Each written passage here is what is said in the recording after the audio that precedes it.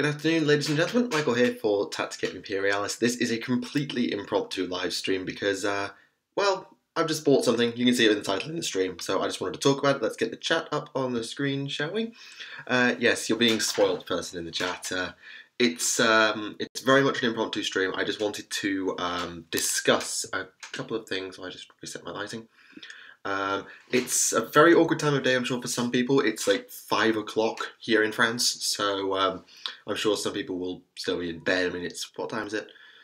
10 a.m. East Coast America. No, there will be people who are still up.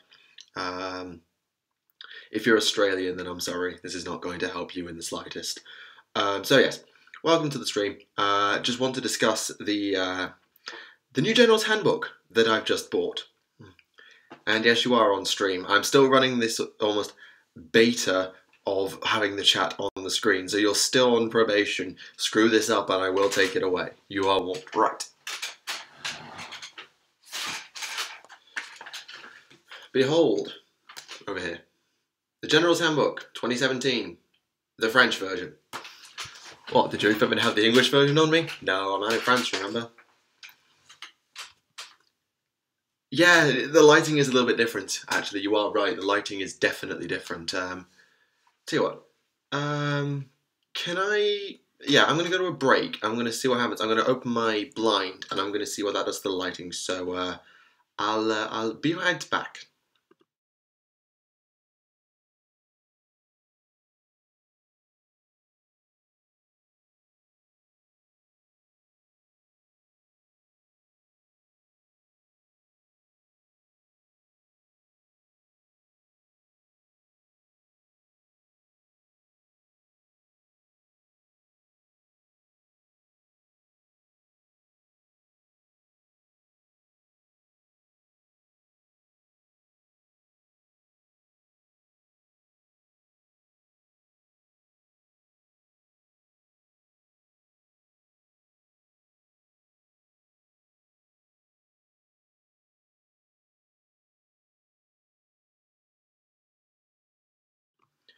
There we go. I've opened up the blind, so it's not going to be perfect. I know it's off to one side, but it is the way it is. We're going to give it a go.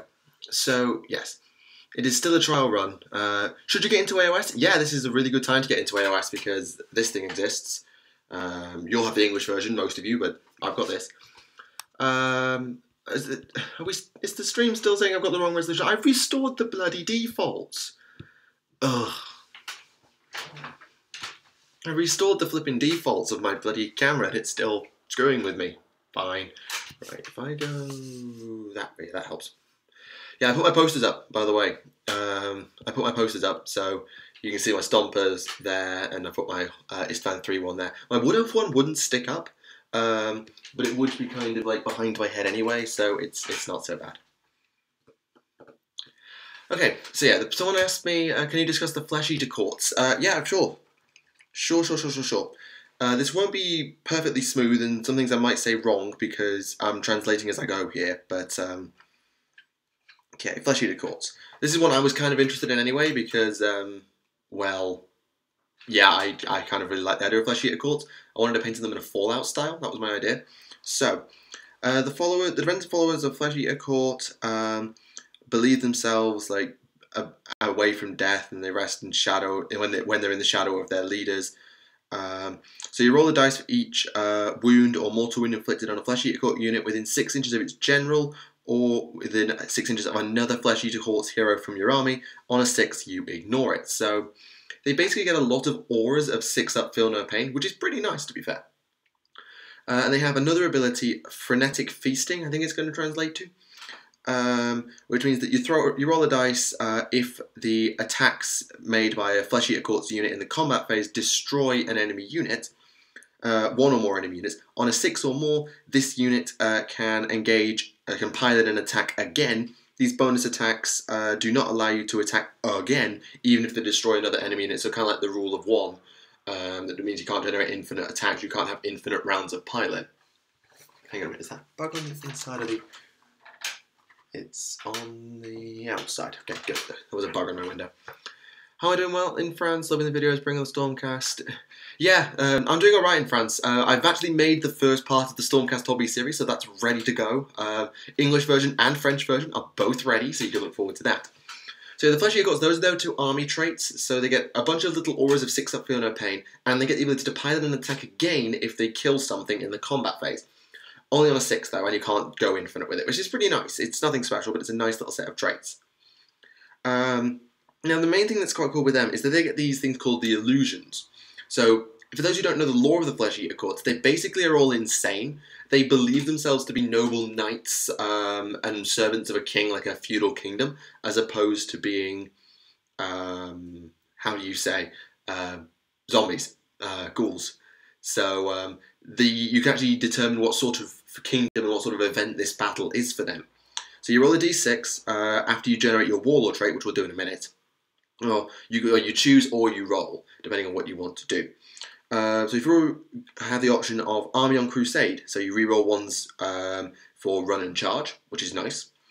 You have reroll hits and wound rolls of 1 for Flesh Eater Courts units against Monster, and that rerolling ones is run and charges as well. So Feasting Day, you can reroll ones to see if a unit is subjected to phonetic feasting. So basically you get a 5+ is your chance to pile in and attack again if you kill something. So that piles on the pain. A Question of Honour, you reroll hit rolls of 1 for friendly Flesh Eater Court units which attack a hero. If the target is the general, you can reroll ones to wound as well. The Grand Tournament, you can reroll ones to hit for Flesh Eater Court heroes other than your general. So everyone who's not your general, who's a hero, gets rerolls of 1 to wounds. That's your courtiers, basically. And then finally, Defenders of the Kingdom, you can reroll saving throws of 1 for Flesh Eater Court units, of which at least half the unit is in your own territory. So that's about saying on your side of the board, you reroll ones of saves. 2 questions, Chaos or Stormcast, and do you mind if I call them Sigmarines? I personally do not like Sigmarines as a name for them because they're not really Space Marine-like at all, if you read their lore. And, well, I'm now collecting an army of Stormcast. I'm biased. I'm going to say Stormcast over Chaos every single time. But, like I say, bias. Going on, let's have a look at the Warlord traits of the Flesh Eater Courts. I know this is kind of maybe not people want to do, but if you have questions about the General's Handbook, please do forward them on to me. I'm going to try and answer them all as best I can. And I'll be discussing a few things that have taken my opinion as I go along as well. So, Warlord traits. On a 1, you have reroll ones to wound for your general, which is nice. On a 2, you have reroll failed hit rolls when your general is subjected to phonetic feasting. So, if he piles in a second time, you then get rerolls to hit with him, which is an interesting ability. So, it's not going to trigger very often, unless you're taking Jour de Banquet, Feasting Day, which means that it triggers on a 5. So you need your general to kill a unit, and then you need to roll a 5 or a 6 if you've got that illusion, and then you get rerolls to hit. So that's probably not very good. Majesty of Horrors. If the general has a command ability which allows him to summon models onto the battlefield, you can use it twice in each of his hero phases. Bear in mind, in match play, you'll need to set aside bucket loads of points to make this happen. If he doesn't have such an ability, he can use Summon Men-at-Arms from the Abhorrent Ghoul King Wall Scroll, which means he can set up Crypt Ghouls once in each hero phase, which is kind of nice. Unreasonable Savagery, +1 to the roll to see if he's subjected to Phonetic Feasting, so you can actually make him trigger it on a 4 if you can get him to kill something. The risk is that he gets a unit down to 1 and then it's finished off by another unit who then gets the chance to roll for it, because it has to be him that makes the kill. Something to do with magic. Add 1 to casting and unbinding rolls. If he's not a sorcerer, he gains the wizard keyword and can use the same spells as an Abhorrent Ghoul King. So if you're taking like a Vargulf Courtier as your general, then that's something you can do. And completely mad, basically.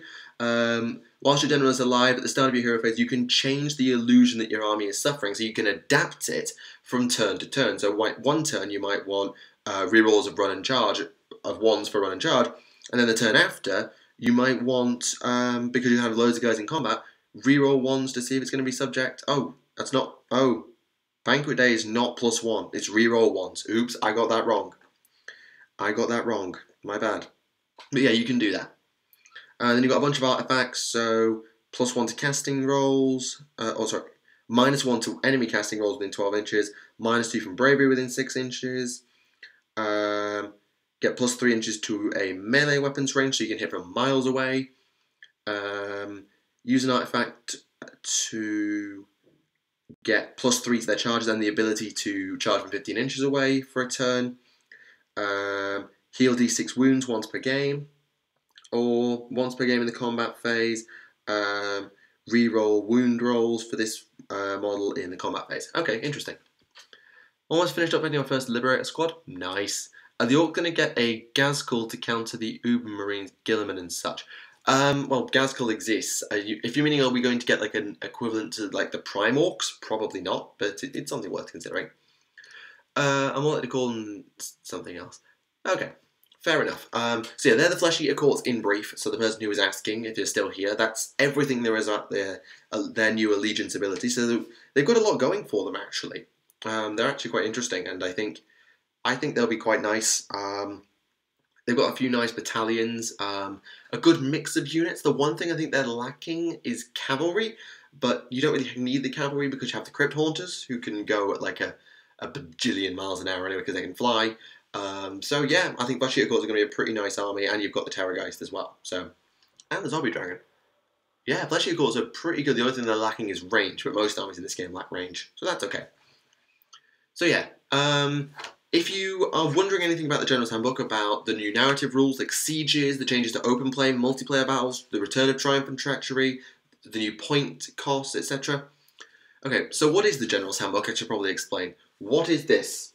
This is basically the Age of Sigmar equivalent to Chapter Approved, combined with the rulebook. So basically the 40k rulebook contains open play, narrative play, and match play. We know that.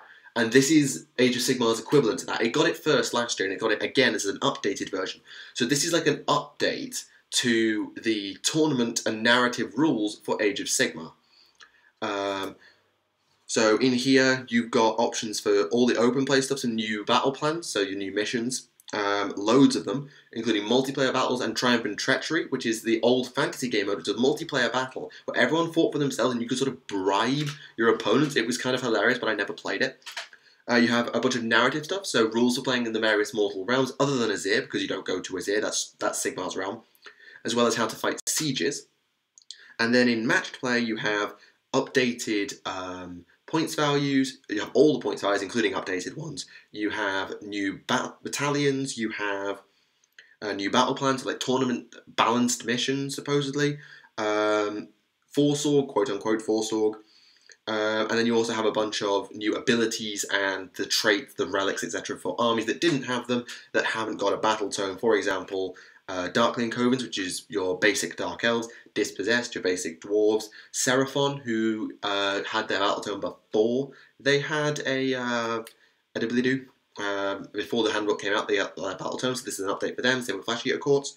There's a bunch of stuff in here. It's honestly, probably, if you're planning to play any Age of Sigmar that is not perfectly casual, so like, if you want to do experimental stuff, if you want to do narrative missions, if you want to play competitively, even if you just want to play a balanced game, this is a book you should get. I can't stress that enough. This is as essential to the AOS player as the rules are, I think. As someone who plays, who will probably be playing a lot, I certainly think that's the case. Anything new for Black Art Corsairs? Yes, very little. They got some point changes. They got no new abilities as such, but they gained some allies, and they gained some point changes. So they can ally with Darkling Covens, Daughters of Cain, Order Serpentis, Shadowblades, and Stormcast Eternals. So that's Dark Elves, Witch Elves, Cold War Knights, Dark Riders and Assassins, and Stormcast. The Charybdis has had a slight point drop, I believe, to 180 points. The Black Art Corsairs have dropped to 80 points for 10, and 260 for 40. So if you take them up to full size, you actually get a substantial discount on the last set. So 30 will cost you 240 points, but 40 will cost you 260. So they've introduced a new system, which is denoted... How do I do this? Ignore the fact it's in the wrong language, but if you look here, so it's 80 for 10, and then for 260 for 40. You can have any number in between that, but you pay for them in tens. The Scourge Runner Chariot has gained Battle Line if you have the Allegiance of Scourge Privateers, and the Realm Reaver's Battalion has skyrocketed in cost to 180 points. This is quite a common thing. This has happened across the board. Battalions have had a massive, massive point hike. My army list for my Stormcast has now got 250 points more expensive just on the back of the battalion costs. Looking for Stormcast updates? That'll be week after next. People arguing. Why am I in France? For those who don't know, I'm on a university study year abroad. So I'm going to be based in France for this academic year. I'm going to do my exams over here, and then I'll go back to Manchester for 4th year. What does it say about sieges? Oh, sieges. Oh, sieges are fun. I can't quite read it perfectly. My French is good enough to read it, but it's not perfect. So, in order to play a game of this, you need a fortress. So this could be a bunch of woods. So they give an example here, which is just a bunch of woods. That represents your fortress. Or, of course, you can have the classic stuff like Chaos Dreadholds. So whatever it suits you. The battle plans explain how to choose your attacker and defender. The defender basically gets carte blanche to create their fortress. They can create it however they want. In terms of terrain, the terrain in the attacking territory and in neutral zones is placed normally, but in the defender's deployment zone, they have free reign because they can get their fortress and it's their territory. They can set it up pretty much to their choosing. You need to have at least 5 elements of terrain to serve as your fortress that must be placed entirely within your territory. You can choose whatever you want, or you can take whichever seems appropriate to you. And you deploy armies once the fortress has been placed according to the battle plans. Before the game starts, you have a siege phase. Now this is interesting. So this is the attacker trying to get a one-up on the defender by knocking down the walls or starving out some of the defenders or by tunneling in. So the attacker picks a stratagem in secret. So they can choose to starve them out, break down the walls basically, or dig under. And the defender then picks a counter stratagem. All of this is done in secret. So the attacker picks their stratagem in secret, and the defender picks either to stock up on supplies, to prepare the walls, defend the walls, or to have counter sappers to destroy the tunnels. And in the siege phase, you then reveal which one you've picked. So you denote that with a dice. So 1, 2, 3 for the attacker, 4, 5, 6 for the defender. You have that hidden, and you reveal it in the siege phase, which is done before the first battle round, I think. It's after deployment, but before the first battle round. And then once you've done that, you compare them to a table. So you've got this little table here. So along the top, you have what the attacker does. Going down, you have what the defender does. And then you compare and see what result you've got. So if the defender guessed correctly, then they will have a negative modifier to the attacker's abilities. However, if the defender guessed wrong, that ability of the negative to that section still happens, but the attacker gets a bonus to their chosen stratagem, because you'll use all 3. You just have a preference of what stratagem you'd like to use. So for example, as an attacker, I might choose, I'm going to tunnel, and my defender, and my opponent will choose, I don't know, I'm gonna fix the walls. So if that happens, we look at it and say, okay, I've picked creuser, he's picked réparer, so I get +2 to my tunneling stratagem, but I get -1 when I do my wall busting strategy. So once you've done that, you roll off to see how your different stratagems played out. So the first one you'll roll for is the starvation stratagem. So roll a dice for each defending unit, -1 if the unit is a hero, and then applies the modifier of the table. On a 5 up, that unit takes D3 mortal wounds. So if you've picked, let's say, that as your primary and your opponent guessed wrong, then you'll get +1. If they'll pick that as their counter stratagem, you'll get -1. So on a 4, 5, or 6, or maybe even it can't be done for heroes, then you'll get D3 mortal wounds. You'll then do attack the walls. So roll a dice for each piece of terrain in the defender's territory and apply the modifier. On a 5 up, you get a breach, so none of its abilities can be used. That piece of wall basically doesn't do anything. It's a piece of cover, so it just turns into area terrain, but it has no special ability. So if it had, let's say it's a Sylvaneth Wildwood that could attack you, or that boosted magic, or whatever, it now can't do that. And then finally you have your tunneling one, so you roll off and you apply the modifier to the attacker's dice only. So the attacker rolls a dice and adds or minuses depending on the stratagem rolls, and then the defender rolls off as well. If the attacker wins, he can create a tunnel, which takes a hero and 2 non-monster units to enter the tunnel, and they can are taken off the battlefield and can return via the tunnel at the start of any of your movement phases. They're placed anywhere you want, more than 3 inches from the enemy, and within 3 inches of each other, and then that counts as their movement for the phase, and then they can just charge. So that's how sieges work. After that, you have a series of battle plans. I'm not going to run through them all here, but that's how sieges work. So you have a bit more freedom for the defender to pick their terrain correctly, and then you have a series of things where the attacker tries to break through the defenders who've got that terrain advantage, either by doing damage to them, by breaking through those defenses, or by tunneling underneath with a small selection of units that can be deployed as and when the attacker sees fit, as long as they arrive together. So that's how sieges work. I've been looking to study in England. Fair enough. Yeah, sorry, I've kind of ignored the chat for a period of time there, and I apologise to the chat that I did that, but I needed to get through that.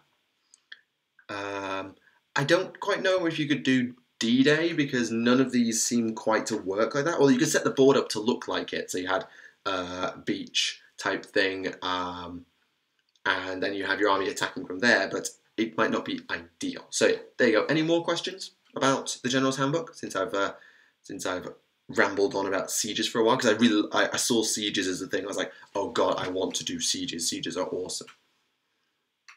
Well, the 40k form siege rules, assisters combat defending against an orc while Marines defending a port, civilians escape. Well, you can do that. I think if you play like, I don't know if Stronghold Assault is still a thing. Stronghold Assault used to be a thing, and I think Chapter Approved will be bringing back things like Apocalypse, and might be bringing back stuff like Planet Strike, so you might get something out of that.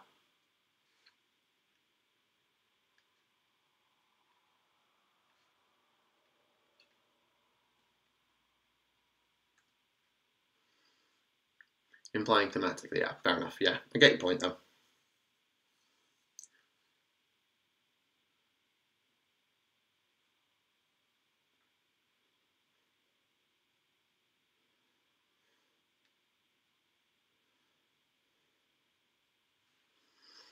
What do you think will be the most competitive armies in each major faction? I'm not an expert. I've never played a game against destruction. I've only ever played with Flesh Eater Courts from Death.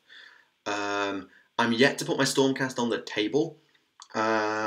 So honestly, I don't know. But Flesh Eater Courts, it could be quite powerful. I've always had fun with Khorne Bloodbound because they always kick my arse. So they're quite good. Pestilence could be interesting now that they've got some new abilities. Honestly, I think it's too early to say. Plus the fact that I'm not very good at Age of Sigmar, I should say. I'm not very good at this game. I'm not going to be an expert. That's all I'm going to say. Right, I think what I might as well do is I'll let you keep putting your questions into the chat, and I will just be painting a Vanguard Hunter while you do that. So yeah, keep those questions coming about the new General's Handbook, because I want to try and answer as many questions as I can. Get as many of your thoughts in as we can, because the more questions we get, then the more people can learn about it. So I think it'd be really good if people just get their questions in there, please. So go for it. Whatever you want to know. Open, match, narrative, shoot. And now I'm going to do some painting. Where's my brush?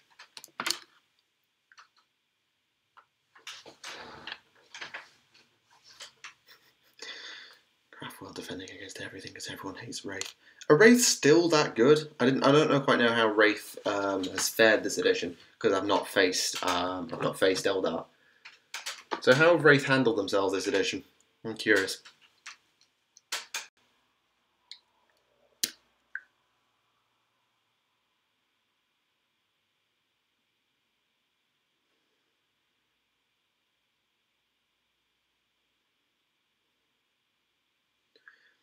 Somewhat disappointed that each army doesn't have a slight tweak to Siege's escape and being great at digging about it starving out.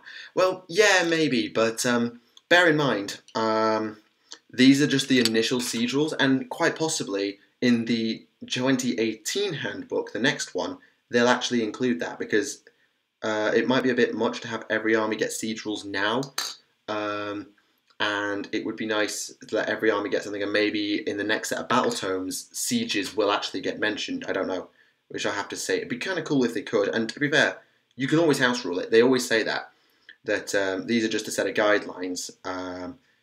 Feel free to house rule or modify them however you see fit.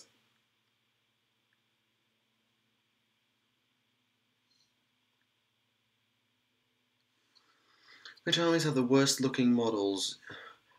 Well, if you mean like which of my armies looks the worst, it's my orcs. They look, actually no, I think it might have my high elves that look the worst. No, it's probably my orcs. Generally, though, I don't know. A lot of the range now is extremely good. I don't really think there is a particularly bad collection of models. There isn't an army that I would look and say that is objectively bad. Like there's some things like, oh, I don't like the look of it, but like that's more personal opinion as opposed to like it's an objectively bad design. So I'm not in a good position to say.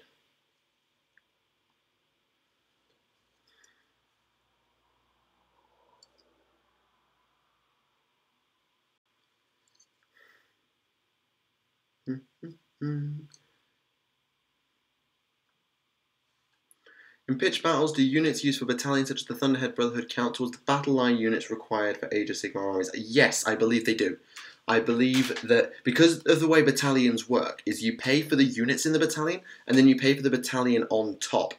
So the units are still there, as long as their battle line generally, or their battle line if and you meet the if condition, I don't see a reason why they wouldn't count. Because otherwise things like the Flesh Eater Court's Royal Court would just, or the full Grand Flesh Eater Court and Clan Pestilence would just never work. Did you ever get into play AOS Skirmish? No, I didn't, unfortunately. I've been in 40k mode for quite a while. This is my return to Age of Sigmar, really. So a lot of the stuff that happened in AOS, I kept a cursive glance at, and I kept an eye on, but I didn't actually partake at all.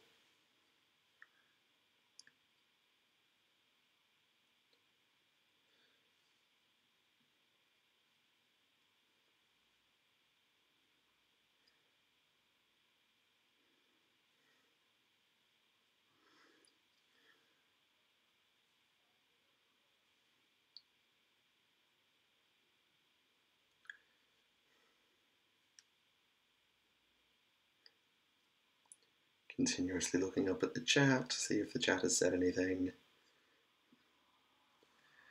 Will you be getting into Shadespire? Shadespire is not top of my list of things to do.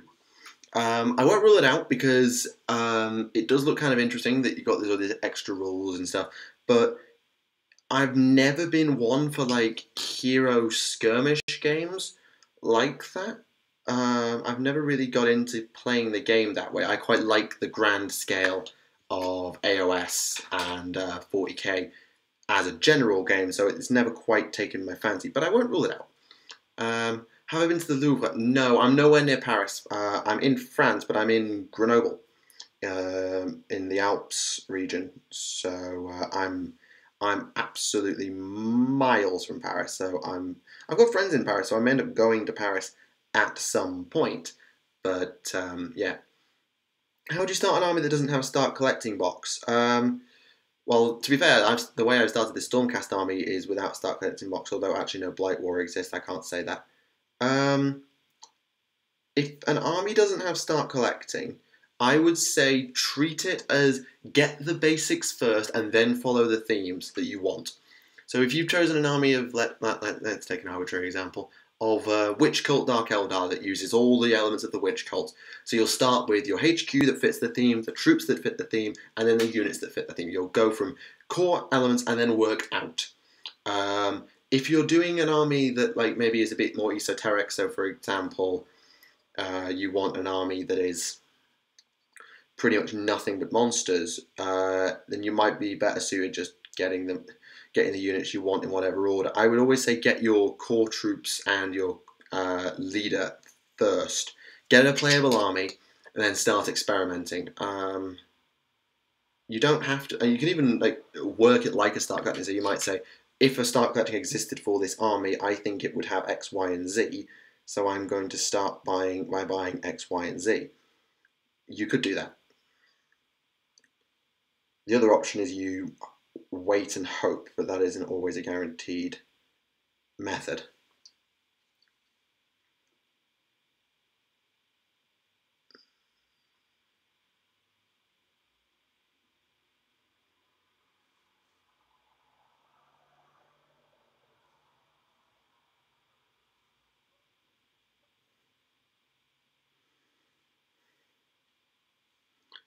What do you think about the new Typhus model? I kind of prefer the old one.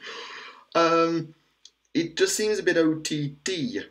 If they'd have posed him like 30k Callus Typhon, I probably wouldn't have had a problem, but I don't like the pose particularly, actually. I kind of like the old Typhus because it was like, he is coming to get you. Now he's just like, look at me, I serve Nurgle, I'm just me. Whoop-de-flipping do. Yes, he's the Herald of Nurgle, but I kind of liked him when he was scary. So like the old 40k model, he was just coming at you with a scythe. That I thought was an awesome model. And his 30k model as Callus Typhon, that is a fantastic model. But not so keen on the new Typhus, actually. Not bad, will not say bad, just I prefer the old one ever so slightly.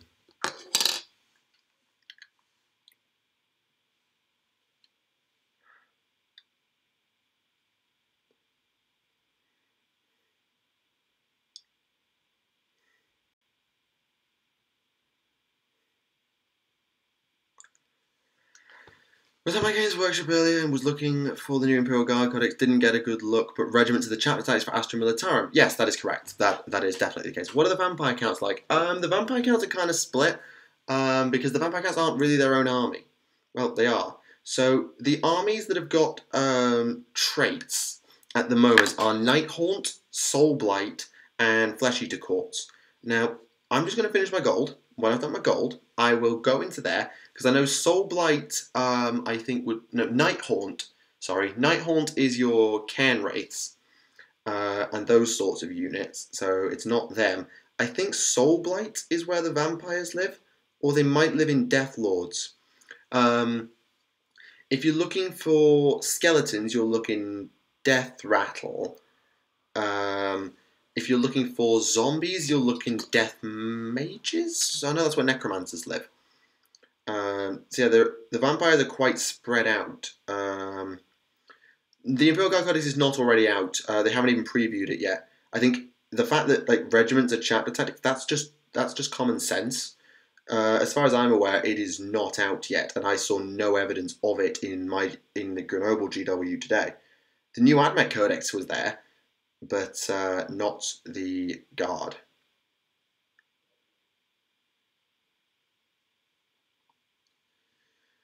Games such as a freeview copy? I mean, I know I was there for AOS, and then the guy asked me about battle reporting, so I didn't ask about it, but I doubt that, given that there's been absolutely no official look at the Guard Codex on like Warhammer Community or anything yet. I'd be surprised. Like, they may have a copy of it already for themselves, but they won't be allowed to show it. I'm almost sure of that. And yes, Admech is out pretty much. Actually, yeah, that would also mean the Eldar Codex is delayed. This is true, because we knew that those two were next. How did I? They were talking about the store manager just brought it out. Interesting. That is interesting. Hang on a minute, I just need to quickly double check how I made some fucking bolt storm pistols.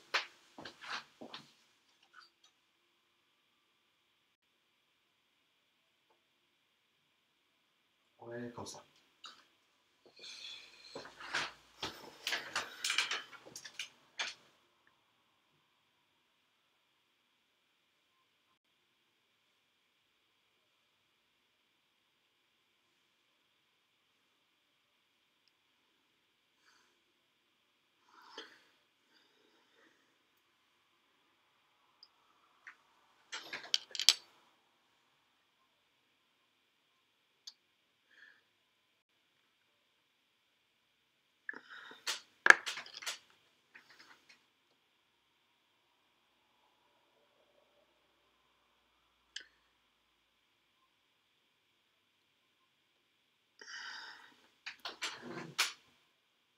Oh, right, okay. That's interesting. I'm genuinely surprised by that, but okay. Fair enough. I just need to quickly do the astral compass. My second. What are the staff like in the local store? I've only actually met one of them. I think he's either the only guy who works there, he's the store manager, and he's a really good guy. He seems like a really genuinely good bloke. Seems really passionate about the hobby. So yeah, I've got absolutely no qualms, and he's pestering me about battle reports now. He was like, "So when are you coming into these videos?" And I was like, "I've just like got the army up to this point now. So when I'm ready, I'll put it on the Facebook page."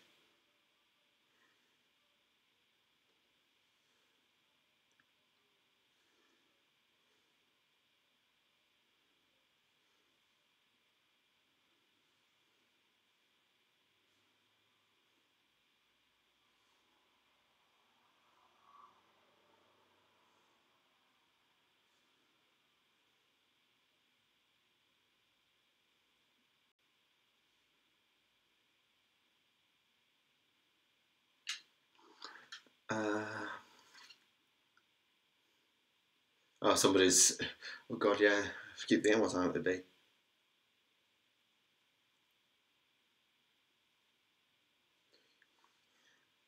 Yeah, I'm streaming at a weird time for some people.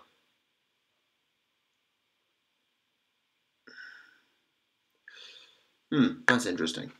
I don't know. I don't think that should have happened. Because considering like there's been nothing like on the official channels about it yet, I think your store person has jumped the gun. What would be the worst thing for GW to do to AOS? Neglect it. Because for a period of time it seemed to go like it was getting absolutely nothing. And that really did some harm to at least my interest in it, because it didn't feel like there was any reason for me to show an interest. But I think ignoring it is probably the worst thing they can do, because the rules are the rules. They're pretty solid. The lore's still developing, so they can't really do anything to damage the lore yet, because they haven't really built it yet. How can you damage a backstory you haven't even fully constructed? And generally the models have been really high quality, so as long as they keep doing what they're doing and just don't let it fall by the wayside, they will be fine. Good day. How do you stay motivated to get your models painted? I never use an unpainted model, so I have a huge pile of things in boxes that aren't useful. Well, that I will never use an unpainted model. Bear in mind, I do battle reports, and I don't want unpainted models, at least as far as possible, in my battle reports. So I don't ever let that stand. I want all my models painted to as high a quality as I can manage in a period of time to get the monster battlefield and ready for use. On top of that, I just can't look at unpainted models. If a model is unpainted, I'm like, I need to paint them. Particularly when I'm going through what I call a phase of like the hobby bug. So if you remember, like in January, we had, what do we call it? The Mad Week of Hobby. When we just like, I knocked out like 4 units in a week, which was just ludicrous. Is the sound going? Oh, don't tell me the sound's going. It's good? Okay, it's good. It's back. Okay, good. But yeah, I just sometimes get periods where all I just want to do is paint. So I just paint. And actually it's quite detrimental to uni, so I always do it at like the most opportune times, like during reading weeks or during the first week of term when nothing's happening. My mic went staticky for a bit. I'm sorry to hear that. I don't know why that's happened. It shouldn't have done, but if it's fixed itself, then I'm glad.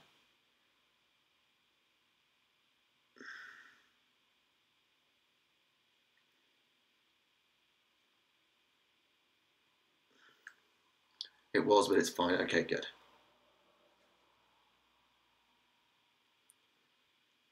Free streaming, and we can discuss there.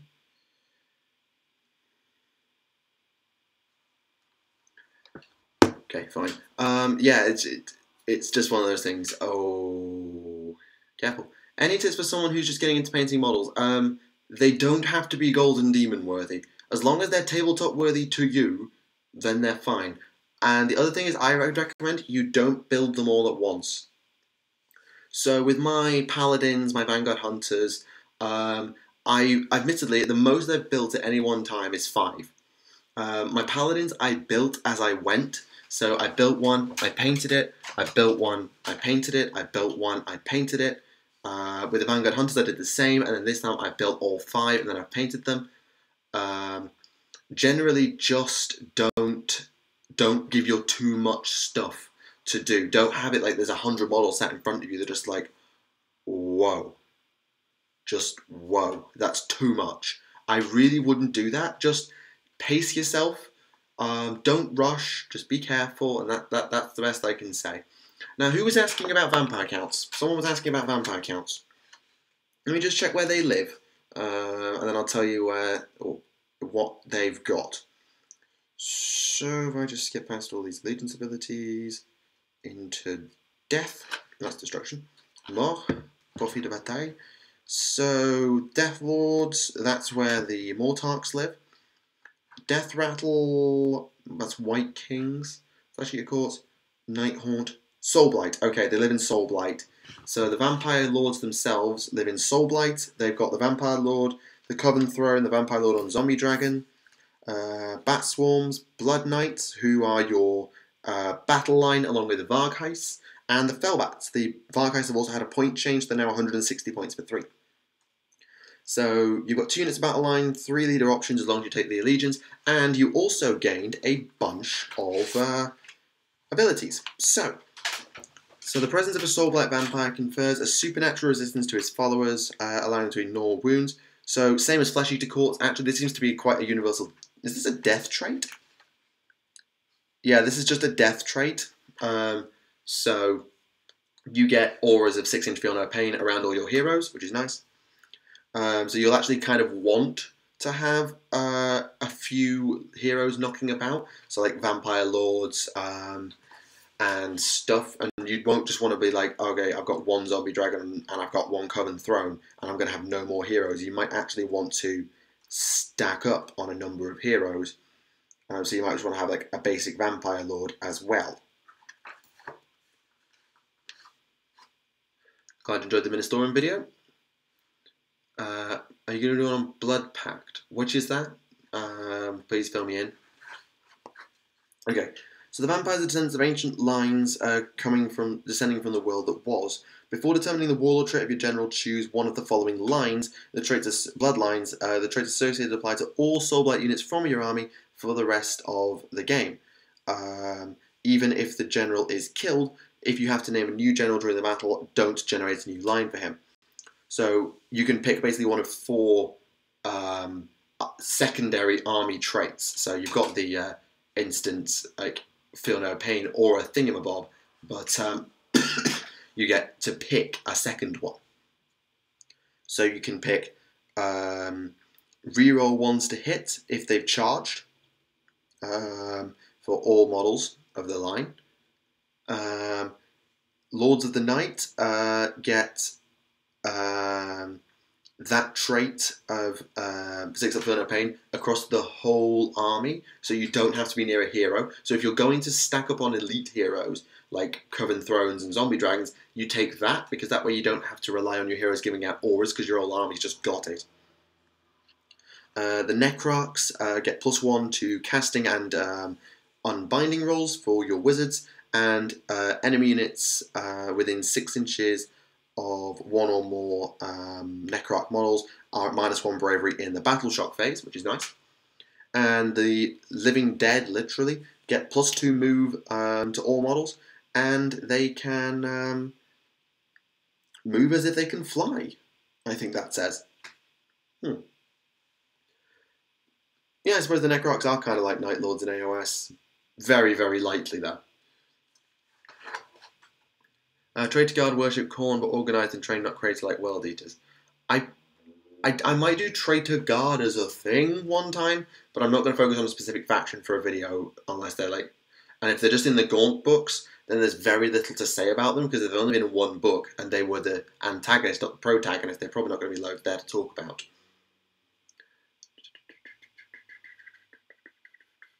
Right. Okay. That's a decent little review of Eldar. Ah, shame.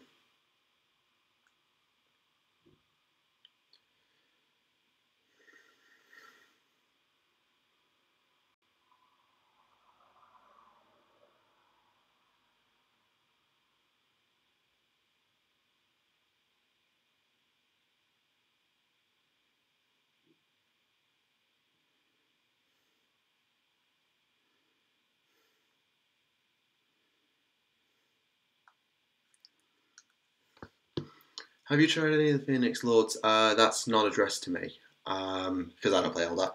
Right, sorry, I got distracted. Warlord traits for Soul Blight. +1 wound, reroll ones to hit against enemy heroes in combat.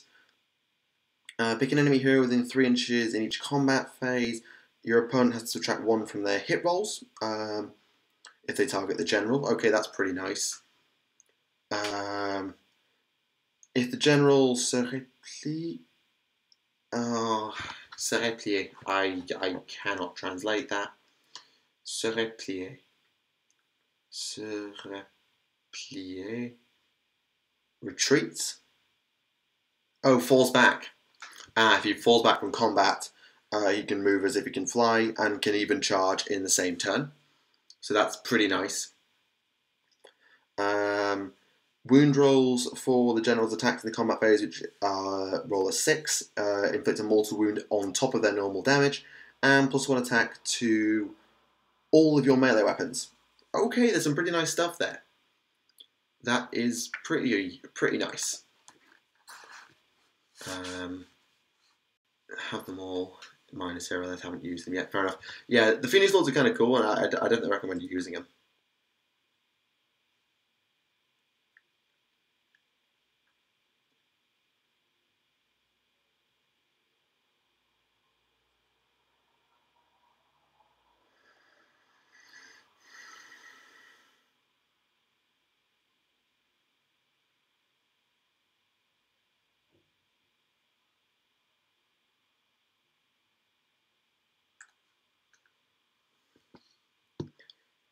Yeah, right. So yeah, that's Soul Blight for you. So reasonably resilient, can make themselves pretty damn resilient, or fast, or harder hitting, or better magician. So generally, they're probably quite a good all-round army. The main risk is that they have no frontline infantry. I think they have absolutely no infantry. If I remember it right, they have absolutely no infantry. Yeah, they have absolutely no infantry. So, yeah, you've got Blood Knights as your core, or Vargheiss. Vargheiss, by the way, are the guys who can kind of fly. So your army's going to be ludicrously fast. But you have no frontline infantry. So you've got a real lack of numbers unless you're willing to take Fellbats. Or Bat Swarms, and they're probably too flimsy to really bother with. Oh, glad you're enjoying the content. There is one out today, so if you didn't see it, you can go and check that out. And I need to get my laptop charger. Again, I will be right back.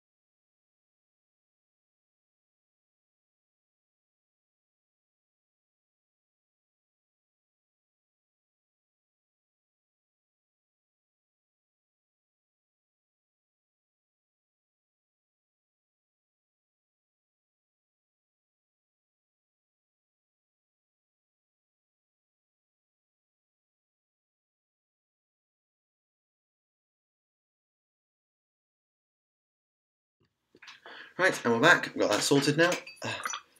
So let's carry on with the painting and the discussing of the General's Handbook. So yeah, are there any other armies you want to know about? Any changes? Or just want to discuss some of the new rules that they've added or whatever? Yeah. Right, what colour do we want to do next? Red? Red or silver? Let's do red. There's more red on this model. Your thoughts on Smite spam detachments, such as spamming Primaris Psykers who have no relation to Primaris Spirits? I'm generally not a fan of spamming. Like, if you want an army that professes psychic dominance, by all means, a fully psychic powered army is pretty awesome.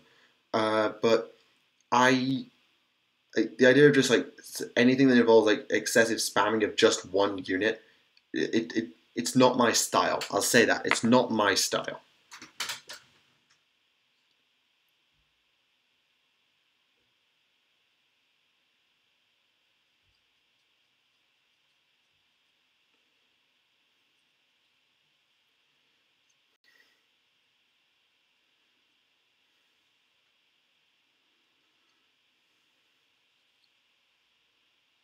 I find Michael's voice super relaxing. Oh, I'll hope that I don't send you to sleep, unless that's the intention. So I made the story test video a bit too loud. I listened to it back and it was possibly a tad loud, a little bit feedbacky. Since they killed all the Cadians, cough they didn't, who will replace them in the fluff? The Cadians are still there, but as like the primary guard regiment, I honestly don't know. They may even just keep it as the Cadians. We'll find out very, very soon. So when we get the Guard Codex, which will be in the next month or two, then we will find out the answer to that question. So I'm not really in a position to speculate. My first guess would have been Steel Legion, but I wouldn't want to say with any certainty.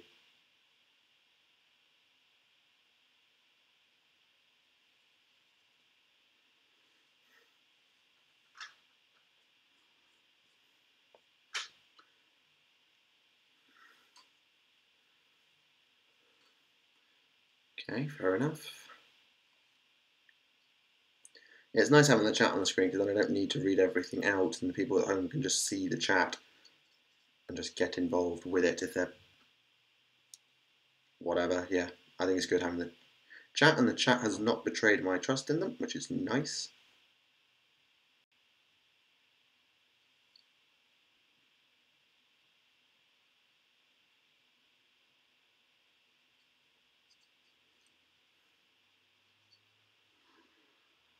But that would be good for getting into AOS. The safest bet for like getting started is almost undoubtedly going to be Stormcast because they've got a wide range of units. They're quite simple to get your head around. But honestly, there's a lot of armies now that are pretty well established. So Fyreslayers, Seraphon, Sylvaneth, and Stormcast on the order side. You've got Nurgles, you've got Pestilence. Nurgle Demons are probably in line for an update. You've got all the Khorne stuff. You've got Tzeentch is all set up for for Chaos, but they might be quite complicated to learn because you've got more magic, particularly in Tzeentch. In Death, Flesh Eater Courts are probably a little too complicated because of all the summoning they can do. In Destruction, you've got the Iron Jaws and the Bone Splitters are probably a nicely well-rounded army that aren't too complicated. So probably you're looking in Order, Chaos, and Destruction, but that's just because Death has had absolutely shameful lack of updates.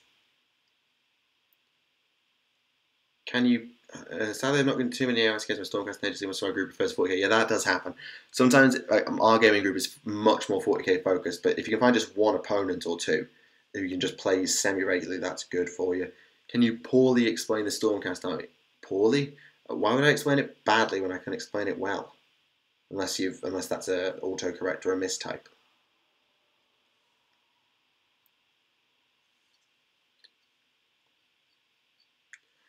In the new Grey Knight Codex, has it been confirmed that Drago has fallen? Nope. Drago is the second purest Grey Knight. Second purest? That'll be behind Castle and Crow, right? Someone's got to go, fair enough. Yeah, they're not going to send anybody of the Grey Knights to Chaos, no way. They might hint at it, but they'll never actually do it.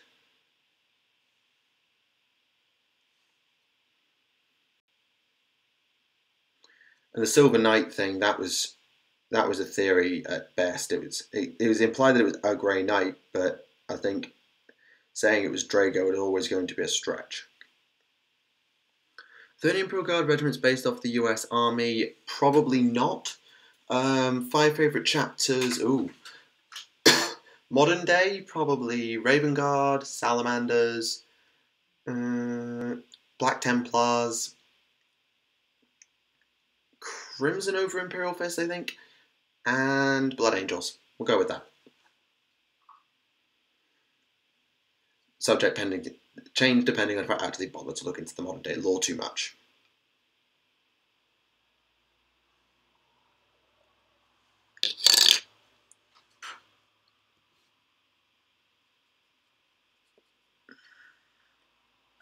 Elysian, I suppose. I mean, if you want to compare to like a modern day military, then you want quite an elite regiment, generally, and so you want high numbers of elite troops and armored vehicles, experts at reconnaissance, probably,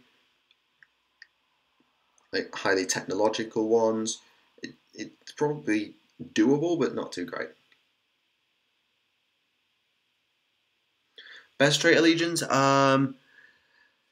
Heresy era, Thousand Suns, followed by probably World Eaters, followed by probably the Sons of Horus, because I've come now to not particularly like the Death Guard. Actually, no, I like the Death Guard. I'm not a huge fan of Mortarion, but I didn't particularly like the Death Guard. Also, I don't like Mortarion too much, but I don't mind the Death Guard. Like Typhon's quite cool, Garrow's cool. Modern day, not so sure. Probably still Thousand Suns, maybe, although not so much. Night Lords, I do quite like modern day Night Lords, and not sure.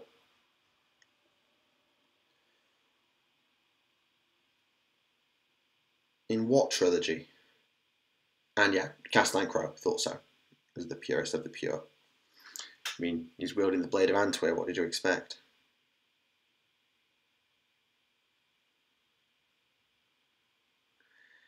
Any recommendation dealing with shoulder pain? I haven't particularly had any bad cases of shoulder pain.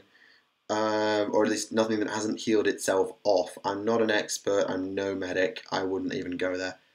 What Grey Knights trilogy? Which Grey Knight trilogy are you referring to? I don't ever remember there being a Grey Knights trilogy. There have been books about the Grey Knights, like The Emperor's Gift, and Pandarax was relatively Grey Knighty, but I don't remember there being a Grey Knights trilogy.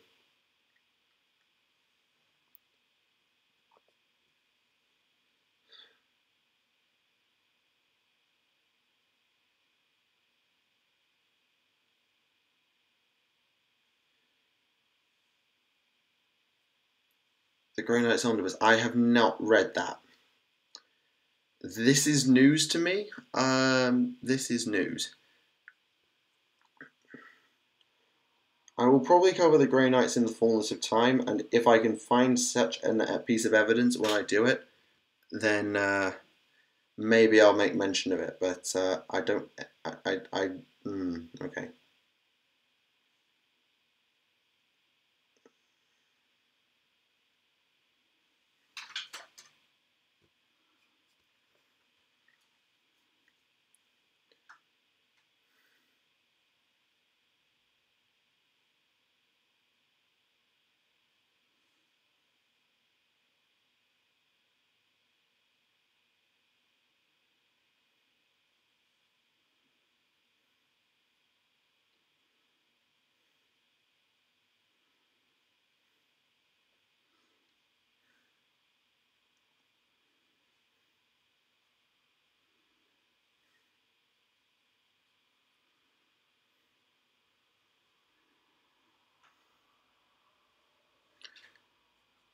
What makes you say Ultramarines?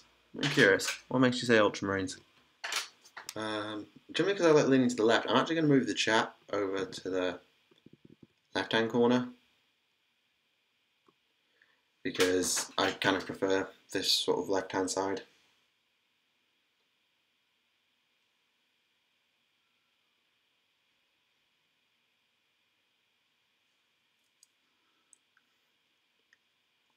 Least favourite genre of music? I'm not like opposed to much musically. Like, I'm not saying I'm a huge fan of things like metal or grime or anything like that. They're not my particular favourites, but so I'm not sure. I'm honestly not sure. But it's very rare that I'll find something that I genuinely will not listen to. I'll at least try most things with music. Somehow that just might be the lighting, because I'm in a slightly different lighting to usual. It's a different time of day and all that stuff.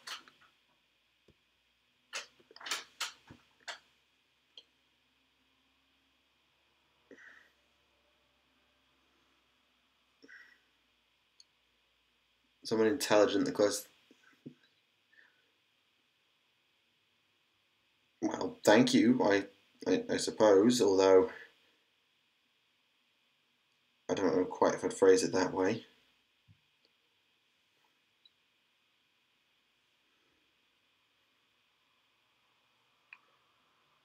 Would you approve a steel leading commander with a mug of recap and chainsaws instead of a bolt pistol? I don't see why. If you still use them as the standard rules, then why wouldn't that be an issue? If it's a conversion, like that sounds like actually quite a cool conversion. It's just as long as you use them like the normal rules, then go nuts. Unless you play WYSIWYG in your club, and generally we try and we try not to proxy too hard, but like if a model's converted, then generally fine, go for it. As long as you're not like converting him to be armed with a plasma pistol and saying he's got a bolt pistol or whatever. Like you say he's just holding something other than his gun in his hand, that's fine. That's good. That's that done. I should probably get a drink actually. If we're going to be going. I don't know how long I'll stream for, and the plan was for this supposed to be a a general's handbook discussion. That's still the idea of the stream. God, we've been going for an hour. Bloody hell. How have we gone for an hour already? Bloody hell. I feel like we haven't talked about the general's handbook half as much as I was planning to. But hey, whatever, that's a thing that exists.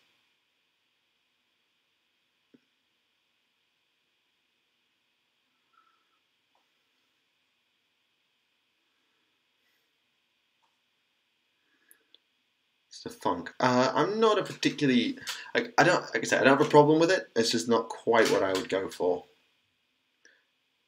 I don't like it when people play with unpainted minis. I'm not a huge fan of it. I prefer it if they're painted, but I'm not going to make a fuss about it.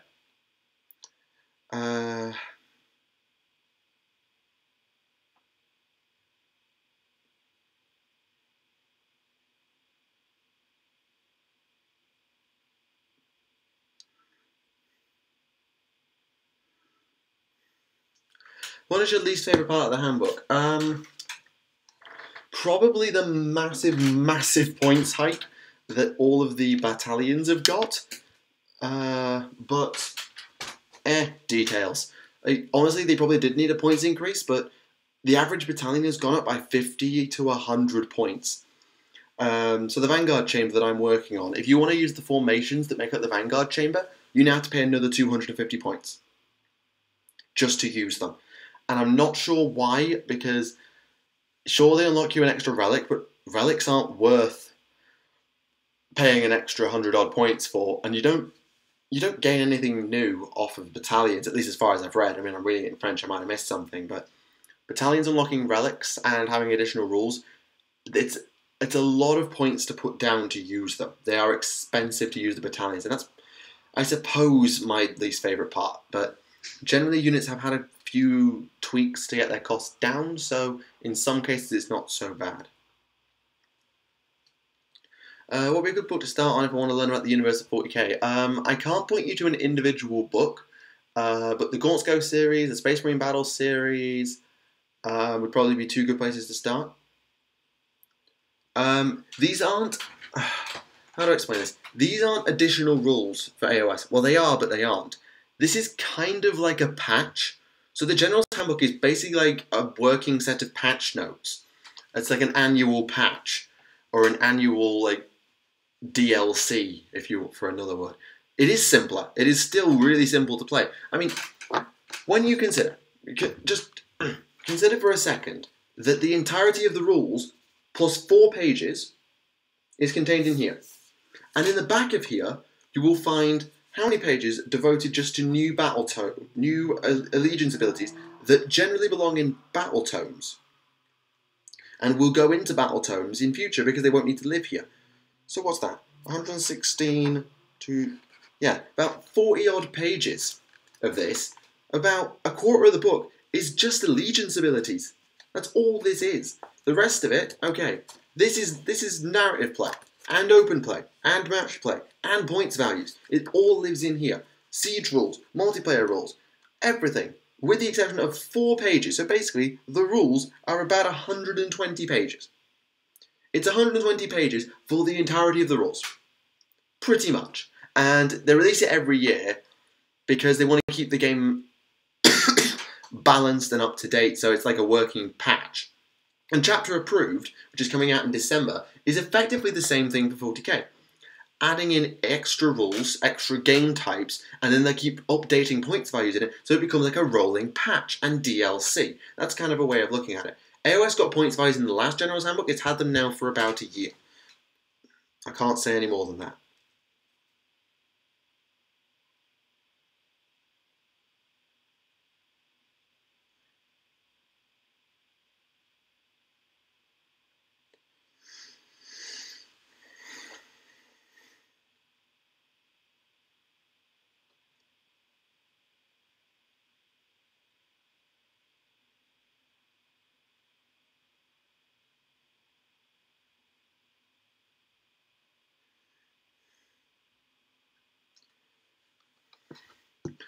Yeah, I'm just going to go and get a quick drink, so yeah.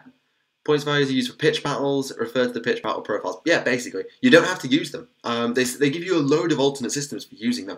It's like wounds, force orgs, however you want. You can do whatever you want, but they give you points values as their sort of tournament standard. You don't have to use them, but they exist. Now, if you'll excuse me for a moment, I'm just going to go and get a drink once I've moved the chat over to the other side of the screen.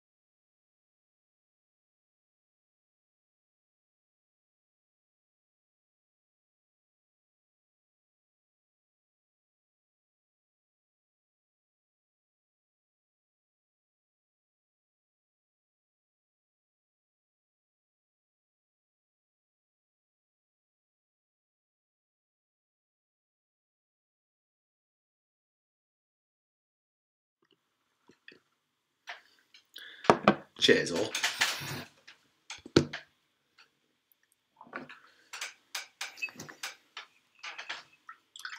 Yeah, there was a lot of complaining at the time about no points at the time, because it's just something we weren't used to, and people are like, how the hell do we balance this game for competitive play? And I think that was a weakness of AOS early on, but that was a long time ago now. That was nearly that's over 2 years ago. Since is AOS, I think AOS is a shade over 2 years old, so those complaints are long gone. Sure, there were complaints about imbalance, but the game's always going to be imbalanced. 40k is imbalanced. It's just the way it is. Okay, next colour I want to do. Let's do silver. Got that here? Yeah, I've got that here.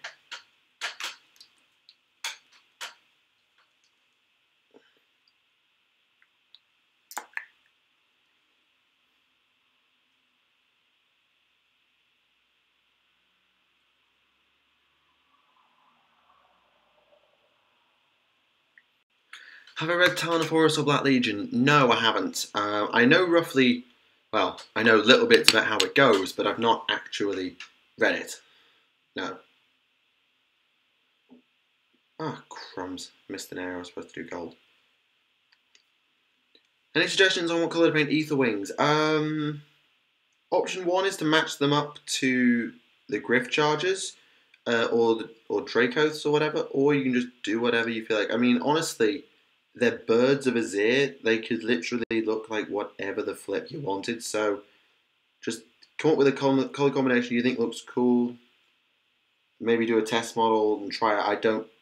I don't really know. I'm probably going to do mine in a similar turquoisey color to my Bang Up Paladors and my Griff Chargers, but you don't have to. You have plenty of options. You feel free to use them.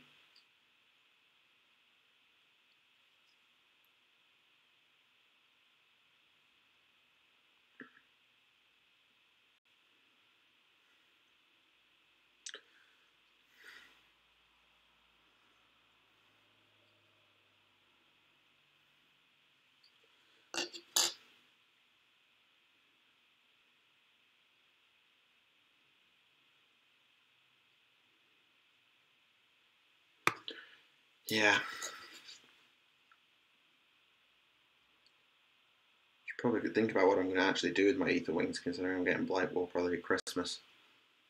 So it's something I'm going to have to consider soon-ish anyway.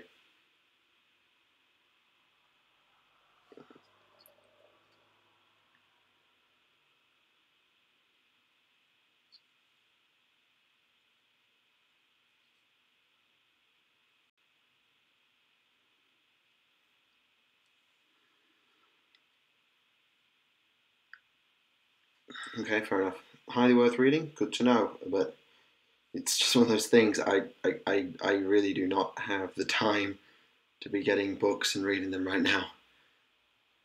I've got time, but oh my god, I forgot to paint that armor section.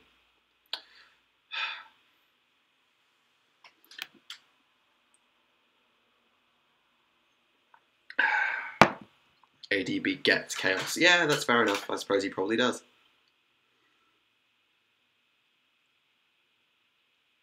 ADB is just a really good writer. He is definitely a very good writer.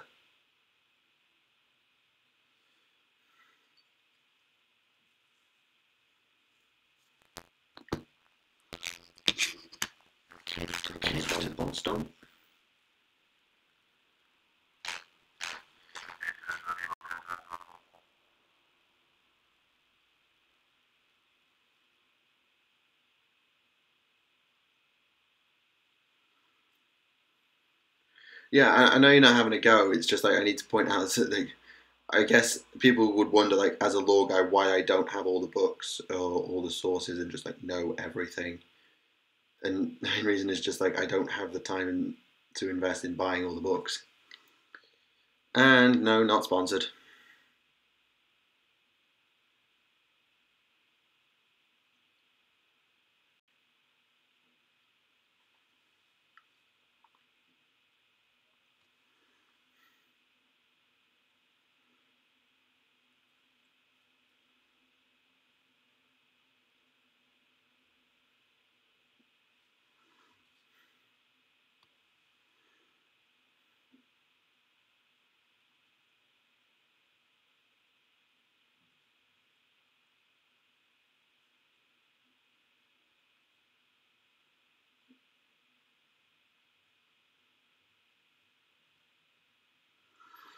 Are you ever going to do a law video on the Lizardmen? That falls under the remit of AOS/fantasy law, and as a result, I personally will not be doing it. That is not to say it won't be on the channel at some point, merely that I will not be the narrator. That is all I will say on the model. Matter, not model.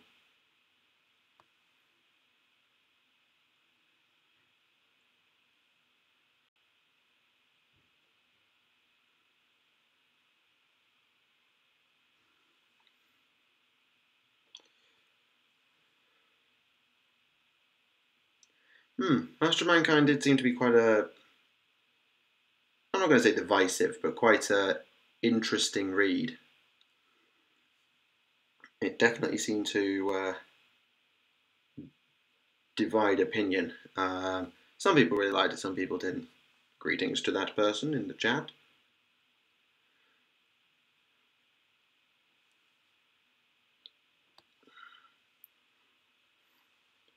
So Interesting lore, but not a very fun book. I'll agree to the first point. From what I've seen of Master of Mankind and like the amount I learned from it whilst I was doing my Emperor video, the amount that's in there, it is very interesting. Definitely very interesting. But I can't say whether it was fun or not because it depends on how it's written. Is Khan more favoured with Khorne than Angron, like typhus with Nurgle? I don't know about favoured. I mean, it is said that Khorne has a pile of skulls on his throne that is literally just for Khan. So, maybe. Maybe. It's definitely possible. Something I should probably postulate on a podcast, if I remember. We do that next week. I should probably postulate that as a theorem. Opinion on the New Custodes book. You mean the New Custodes novel? If you're talking about the New Custodes novel, then I'm very glad it exists. I haven't read it, but it's definitely something that I'm glad exists because it helps to flesh out a faction about which we know so little.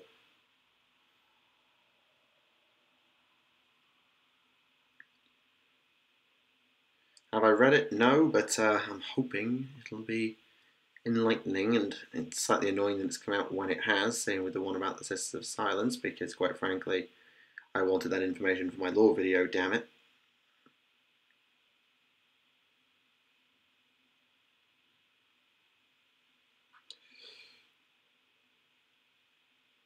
And hey, can't win them all. I think the most, honestly though, the fact that I made my Ultramarines lore video, and then, like, as soon as that video was about to publish, literally, I made it maybe like 2 or 3 weeks in advance, and then, like, a week before it was due to come out, boom, Gilliman's back in the universe, and I couldn't even mention it, because I'd already made the lore video, and I was just like, ugh, so annoying. That was so annoying. But, hey, them's the break. Sometimes you drop on the information at just the right time. Sometimes the information is just behind you. If you were, can't be a better prince? No. Like, if you were, then why isn't Typhus a demon prince? Probably for the same reason of just, like, having a mortal champion, just kicking ass and taking names who doesn't need to be summoned, is probably quite useful.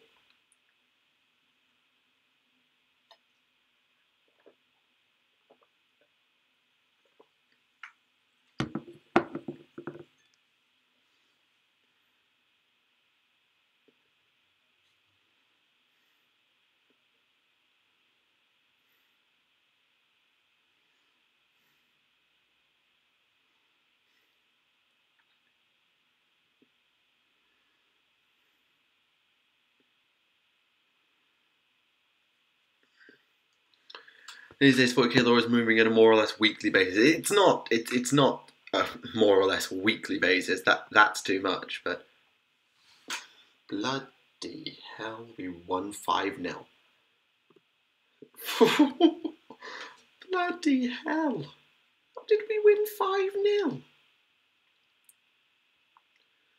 Second half demolition job. Oh bloody hell! Well done, boys. We got the.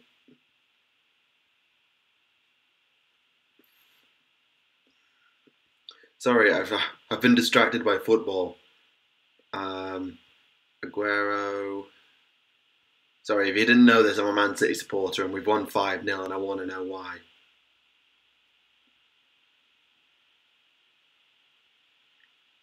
Sterling.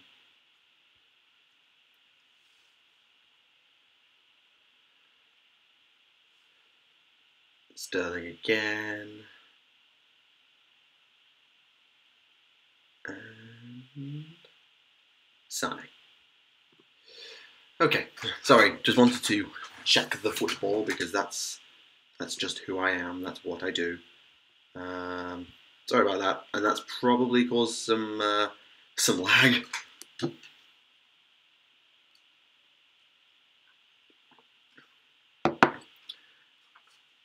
It's not quite on a weekly basis. We get more lore. Honestly, though, I'd rather that than we get no lore at all for ages.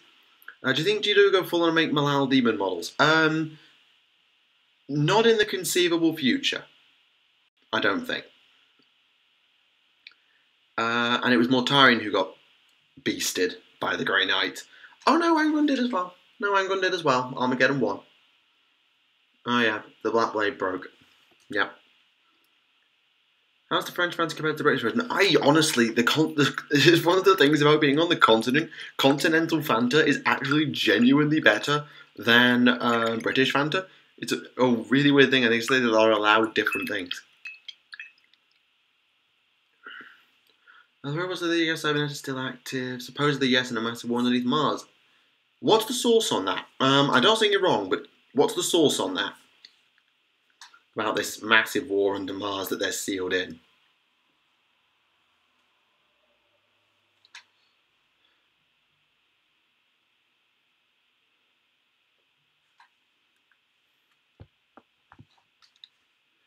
Do the Alpha Legion follow the Chaos Squad yet? Some of them do. Some of them always did.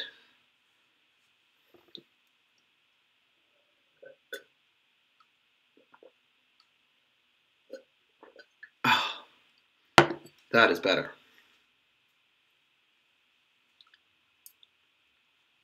How are you managing with the French? The French are good. The French are really good.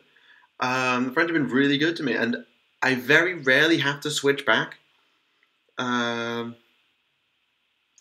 very rarely have to switch back to English. I had a really interesting conversation, actually. After a lecture yesterday, I was talking. One of the students came up to me because I asked the lecturer, like, what's in this course next semester, and then he asked me what I'd asked him about, and we got to talking about like the different courses that I do and I've done back home, and it was really interesting to talk to the lecturer and all of that.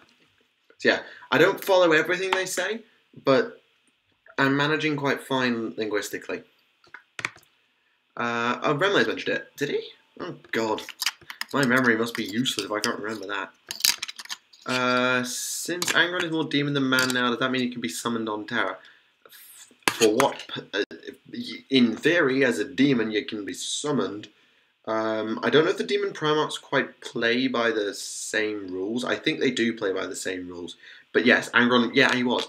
Yeah, Angron was summoned, or was in the process of being summoned on Armageddon when it was stopped by the coalition led by the White Scars and the Salamanders. So yes, but you'd have to be utterly mad to pull it off and fulfill some probably quite drastic conditions in order to make it happen.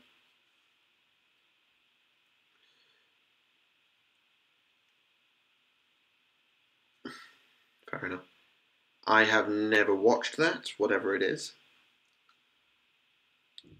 Oh, oops, bother. Well, I don't need to redo the goal anyway, so that's no big deal.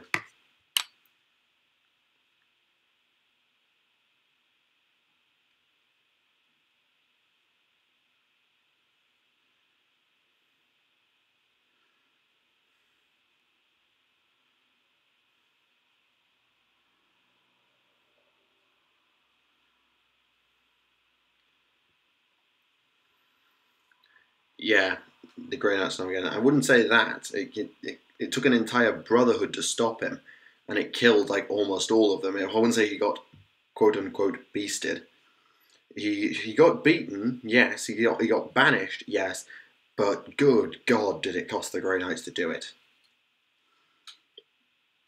Yeah, I haven't had lemon Fanta. Never really took my fancy, but I have had that San Pellegrino stuff, and God blimey, is it sharp! It's nice, but flip me, it's sharp. Does Core Maker's followers strong, or do they have to be strong to begin with? Probably a bit of column A, bit of column B. What countries have I been to? Oh, that's a good question. I went to Canada, although I was very young, so I don't remember a good portion of it. Been to America, like once, maybe, yeah, officially once, although we did cross into America at one point at Niagara Falls while we were in Canada. Portugal, France, obviously, Spain, Greece, well, not Greece exactly, the Greek islands, a few of the Greek islands, like Corfu and Crete. Couple of places a bit further down, like Fuerteventura, Madeira, at the Canaries a couple of times, but yeah, I've been around, but I've not been around. And yet he did break his sword, but everyone else died. You understand that? An entire brotherhood, a company, almost all died. Remember that. An entire company had to die just keeping him in check long enough for that to happen. It was not a beasting. He was beaten, yeah. He was banished, yeah. It weren't anything to do with beast.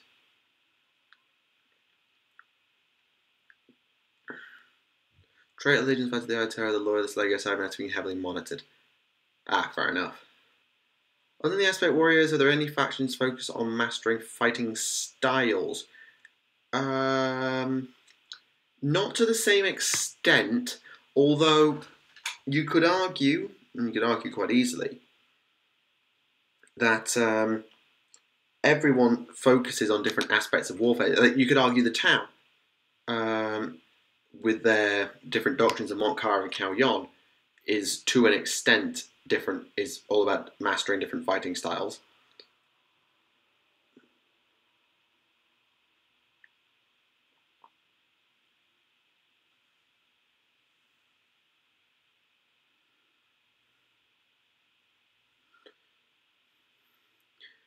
Could a giant chain axe be forged to Angron, or would he not be able to use it?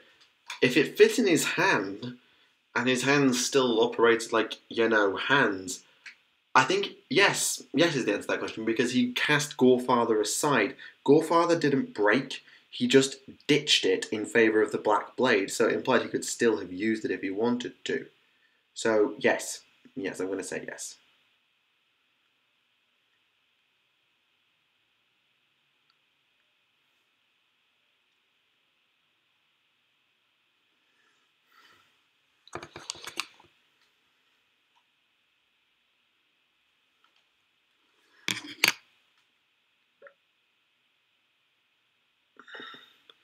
Yeah, I probably shouldn't have started painting because it kind of derailed the whole handbook discussion, because I just got back to doing what I usually do.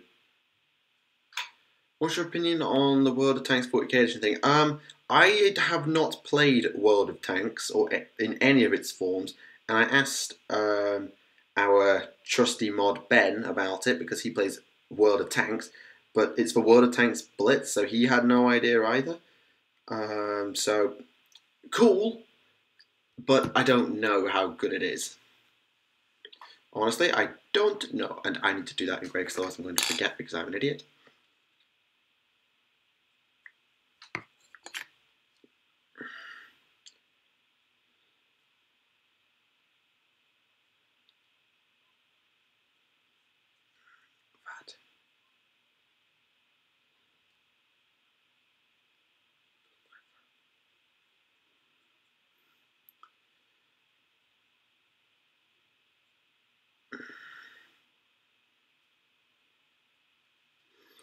Actually, I know what I should do. I should get the AOS YouTubers I know together, and we should do a stream or a video together where we just talk about the new General's Handbook and how AOS is faring. That's probably something worth doing.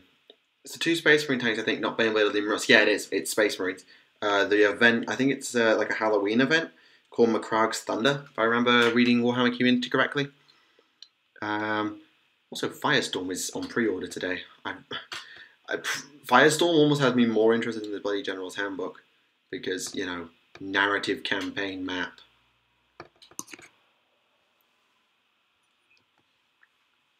Oh, okay, fair enough.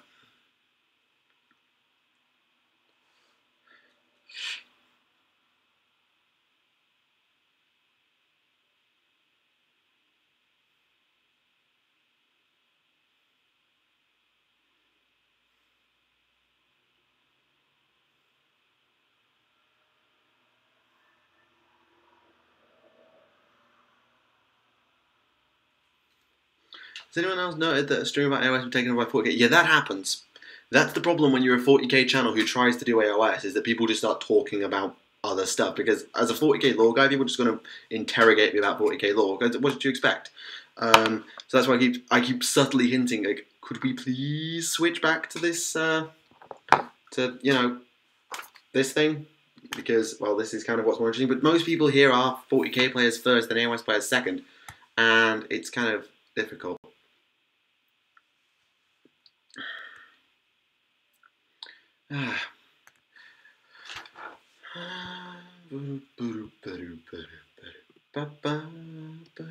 Oops. Oh, wow, that's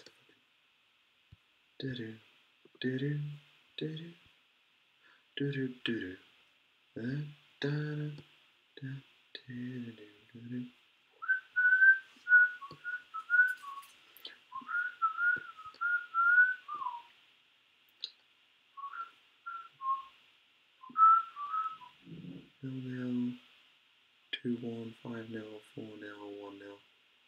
Okay, an interesting mix of results, and bloody hell, wakey. Right, oh, that's the not Premier League scores. Right, Burnley 0, Huddersfield 0, Everton 2, Bournemouth 1, City 5, Palace 0, Saints 0, Man United 1, Stoke 0, Chelsea 4, Swansea 1, Watford 2, West Ham 2, Tottenham 3.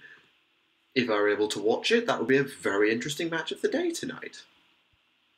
That would be a very interesting match of the day tonight.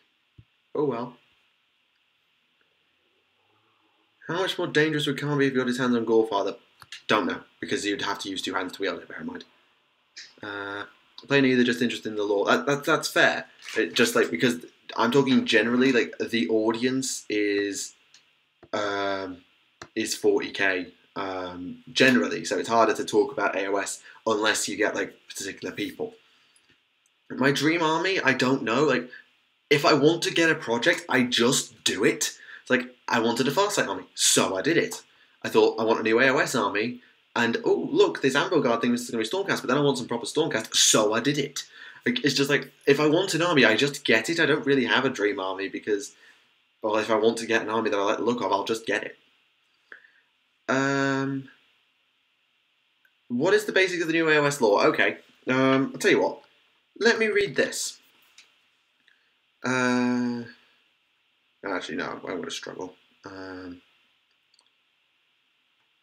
Okay, alright.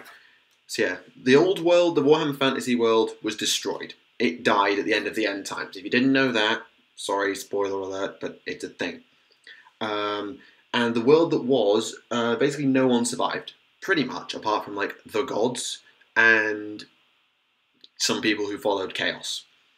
And Sigmar was one of them who survived, an essence of a man who clung to the world that was and was eventually found, I forget by who, and this allowed him to gain a portion of power and use the world that was to become a god in a way. And he reached out to the other gods that were found and born in a way. And there was a period called the Age of Glory. And during this time, everything was good. Nagash, Gorkamorka, Grimnir, Grungni, Sigmar, what's his name? Malerian. Everybody was in a big alliance. It was all good. And then Chaos happened. Chaos showed up, the Age of Chaos happened, and everything got screwed. Nagash betrayed everyone, Gorkamorka buggered off to go and do his own thing and smash everything. And that was the Age of Chaos, and Sigmar retreated to his realm of Azir. There were 8 realms called Akshi, Gur, Shamon, Haish, Gyron, Azir, Ulgu, and Shaish, which are the names of the Winds of Magic, and they're the 8 mortal realms. And Sigmar lived in Azir, and he shut Azir off, and Chaos just ran the show. But Sigmar wasn't going to rest on his laurels. He gathered together the heroes of the Immortal Realms, he snatched them up, and he reforged them into the Stormcast Eternals. And thanks to his alliances with, let's say, Malerian, he gained an arena for them to be training in. He forged weapons and armour for them out of Sigmarite, made for the world that was. And he now uses these guys to start the Age of Sigmar. where he sends his armies out to reconquer the mortal realms for the mortal races, for humanity, for the elves, for the dwarves, and the other armies such as Alariel and the Sylvaneth in the realm of life, Nagash in the realm of death. Everybody is now fighting over the mortal realms, some together, some alone, and that's where you are. There was a series of wars known as the Realm Gate Wars, where Sigmar attempted to secure the realm gates connecting all the mortal realms together. This was finally won, I think, at a place called the All Gate, which was taken. I didn't miss Malekith. Malekith is fused with his dragon now, so it's called Malerion. They are one and the same. And so that's a thing, and they won the Realm Gate Wars. They were won by order by the Stormcast Eternals, who now control the Realm Gate, if I remember correctly, and they're now on with their own things. They saved Alariel from destruction in the Realm of Life. Their first battles came in the Realm of Fire against the Khorne Bloodbound. They recovered Galmaraz, the ancient hammer that Karl Franz used to have, and that was equipped with the Celestant Prime, which was found in the Realm of Metal. And there's more and more going on, and more things being fleshed out, and that's the basis of the AOS lore. Basically. The Skaven is still around. They are now in service to Chaos. The Horned Rat has become a Chaos God. Slanesh has gone missing. We don't know where. So yeah, that's loosely where you're at. Okay. I think I fixed it. I think I fixed it. Did I fix it? Please tell me I fixed it. Oh, I think I fixed it. Says it's continuing. Says it's continuing. Stream health. Stream is healthy. Okay. Are we back? Are we back? Yep. We're back. Oh, I don't know. I don't know. I don't know what happened. I think OBS crashed. I can't quite tell whether OBS crashed or whether the internet didn't crash. Yeah, I think it was OBS.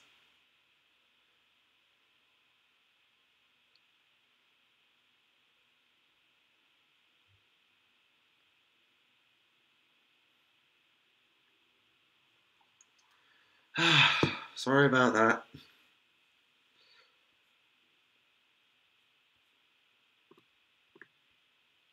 Let's go back through the chat, while it wasn't complaining about dying.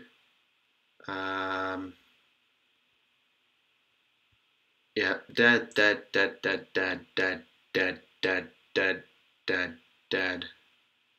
Complaining. Apparently YouTube thinks AOS is heresy. No, it was OBS. It was not Alexis. Yeah, working on it. Okay, good. We're back.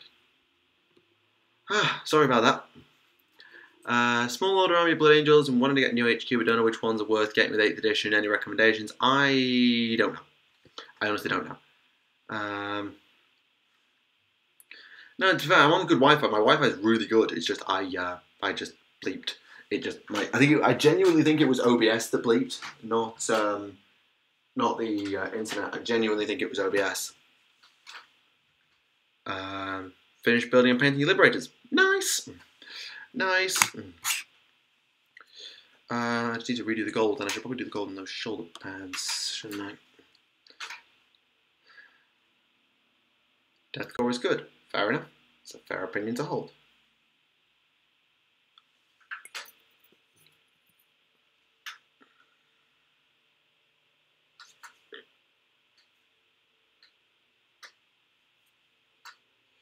Back to working on Vanguard Raptors. Nice. I'm still working on Vanguard Hunters. So, gold.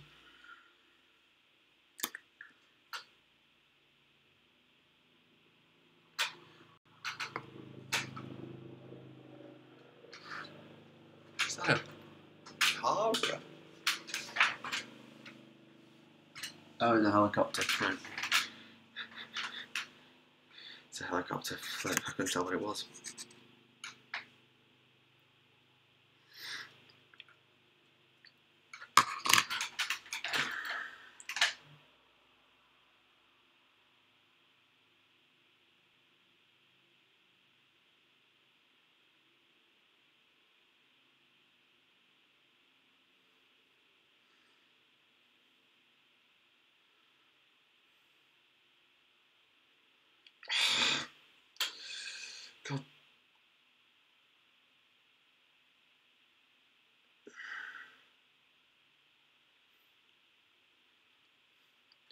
I was just trying to work out what it was, because sometimes you get people who like live around here who's got really loud engines. I wasn't sure if it was a car or a chopper.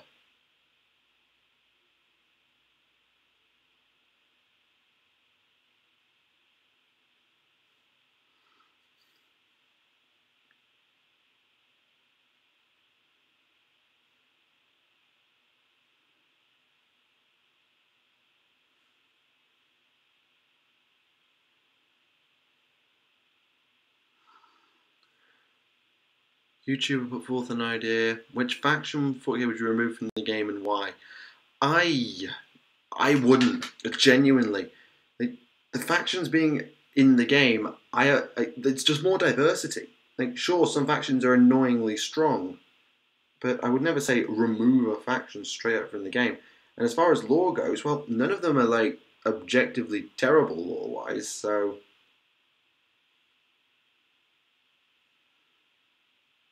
I don't see the point in that debate. I wouldn't contribute to that debate myself personally, but hey. Next up, 2 more Liberator squads, some form of commander, then some of those prosecutors. Adjudicators, the archers, prosecutors are the flying guys, and a large beast or beast for a statue monster.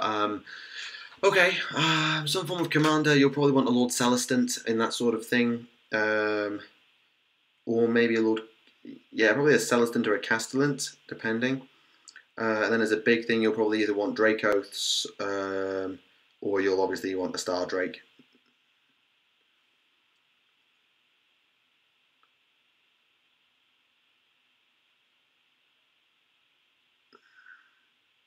And of course, this is just the town. And now I need to redo the red anyway, so it's fine, that's all fine.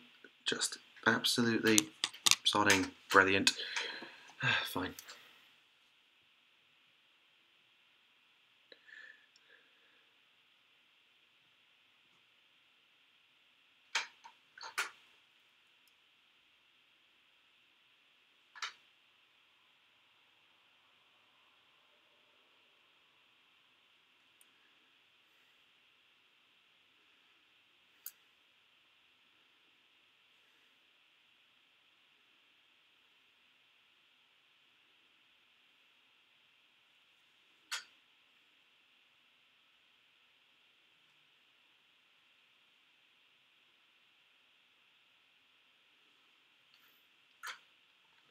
It has to be 1 regiment, as it's very rare for more than 3 regiments to ever be in the same fighting force or area.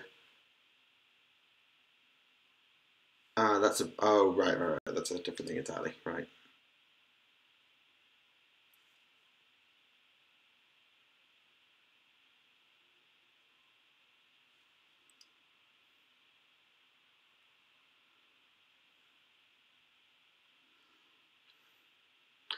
Why do people hate the tower? Okay, a few reasons. Some people don't like them on a lore standpoint, they say they don't fit the lore. Others just are salty about it because they were good in like 6th and 7th edition on the tabletop, and people just thought they were like the scum of the earth that needed to be banned post haste, particularly if you ever mention the word Riptide to them. So part of it was game assault, part of it was thinking they didn't belong in the lore, but yeah. I just found them boring, apparently.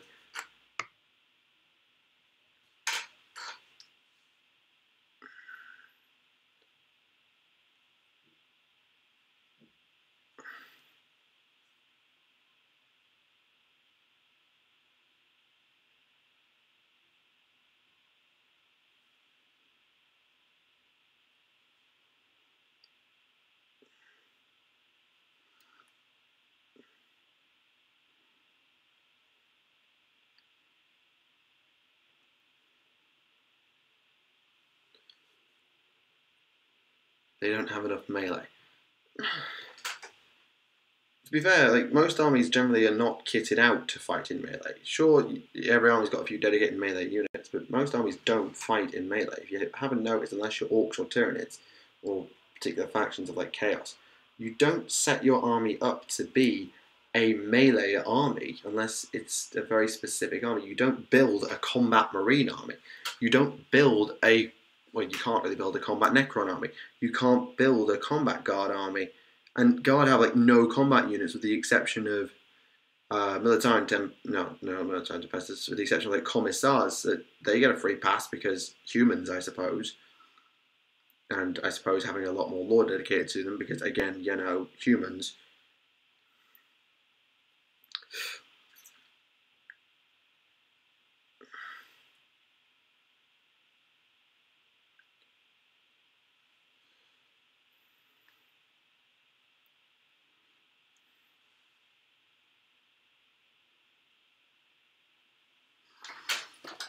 I'm not saying Marine melee is bad for Marines, I'm just saying that a Marine army, first and foremost, is generally not a combat army.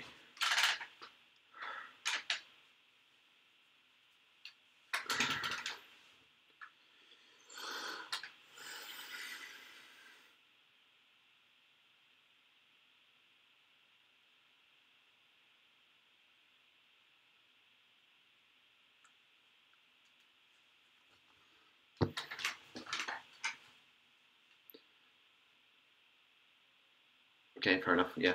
Well, at least I'm glad the stream's back up and running. I'm hoping that has meant that the stream hasn't, like, been forced to go into the video manager as a separate stream.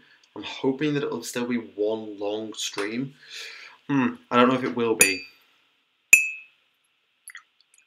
Have you read the new book, The Emperor's Legion? No, that's the new Custodian book. I'm glad it exists, but... Why does Khan have a lack of mutations? Because Khorne never saw fit to give him any. Didn't need them, I suppose. Shooting me is nice and all, but I like to do melee to cause problems for my enemy. Oh, yeah, sure. I understand, like, having a preference to, as a person, for melee, fine. But, like, most armies perform better at range than in melee. And also, if I'm going to do that, I should probably sit like that.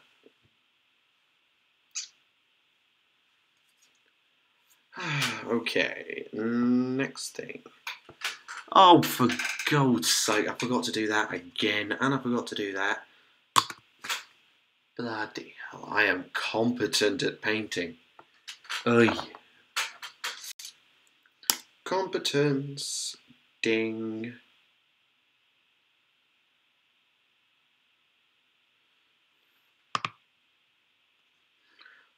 What I'd like is deathcore and plastic. Fair enough. Can understand that. Can 100% understand that.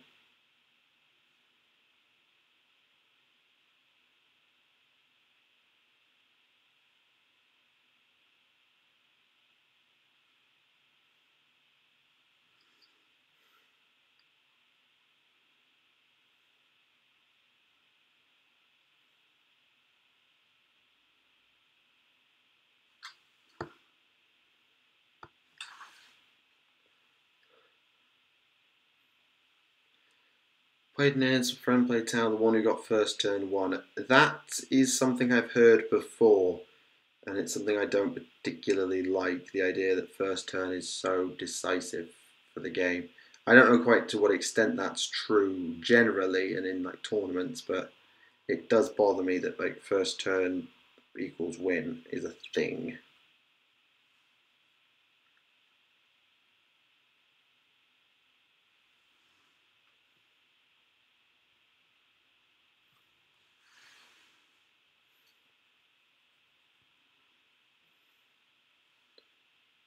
Shooting this edition was the last, it was better for melee. Shooting has been king now for 3 editions straight. Like, this is the best melee's been in years. This is the best time to have a melee army that there's ever been in a dang long time. All I'm saying is, generally, most of the armies as a whole are better geared. Like, I'm not saying you can't have a good time playing melee. I really, really can't. I really can't say that because that's not true. All I'm saying is that, well, oh my god, I forgot to paint so much of this stuff, is that most of the armies, as they're designed in their codex, are more built to do shooting. That's all I was saying.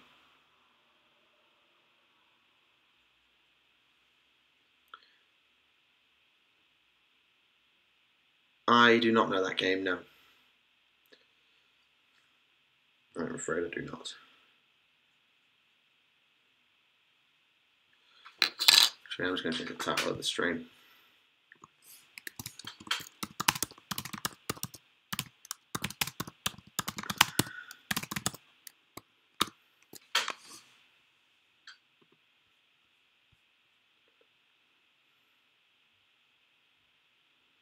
Yeah, watched a mini wargaming vid with a Dark Eldar one first turn and slaughtered the Eldar before they'd even had a turn.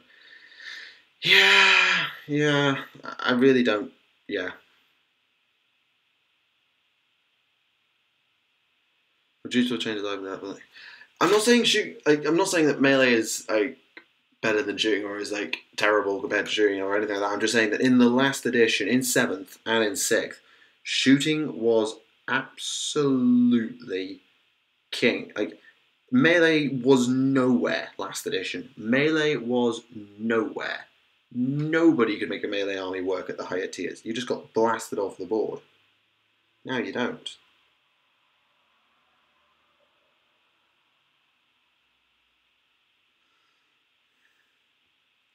And as regards your other thing, I'm more saying like if you look at most of the units in an army, like the standard sort of units you'd expect to find, most of them will be more about their ranged attack than their melee attack, unless it's very specific armies like orcs and tyranids and world eaters.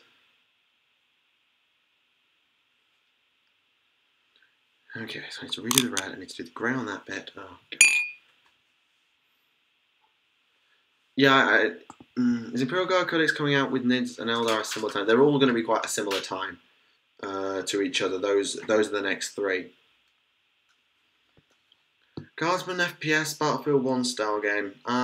Never really played Battlefield, to be honest, so cannot really comment, I'm afraid.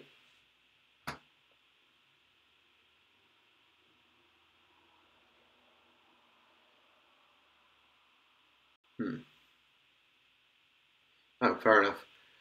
It's just I can only talk about like what I heard about the tournament scene when nobody could make a melee army work. Melee, I'm not saying it didn't have a place. I'm just saying it's just in the top tiers, especially melee was just nowhere comparatively.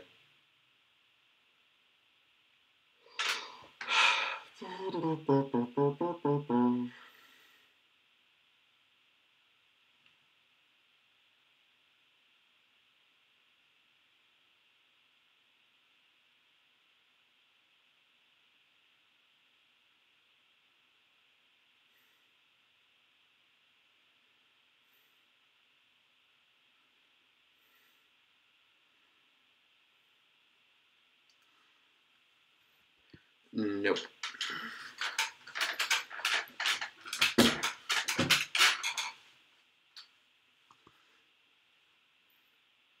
Melee died with the overrun rule. You mean the like pile in thingamabobby?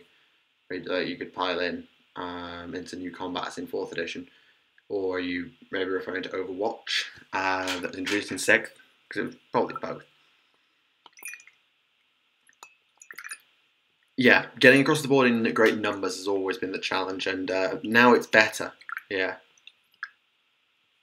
it's definitely much better now to play melee armies because you can get across the board in decent strength because things are faster. Or at least it feels like the games are more short range, rule of thumb. Right, I need to redo red and I need to redo grey. And then the base coat is basically done.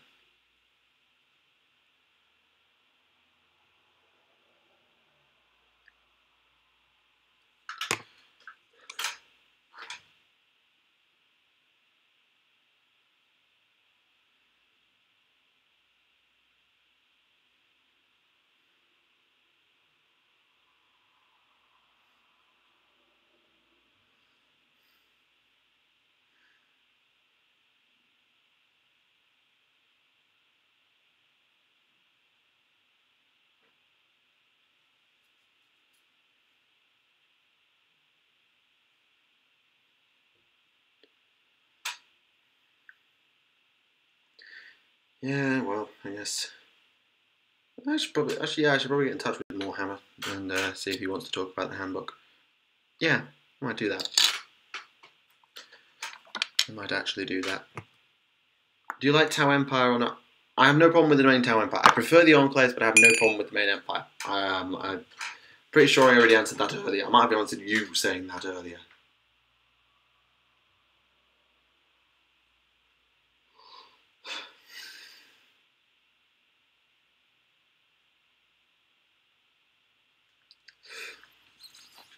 Is an Orc made entirely from boys a viable army? I don't know about viable, but it's certainly not as bad as it used to be.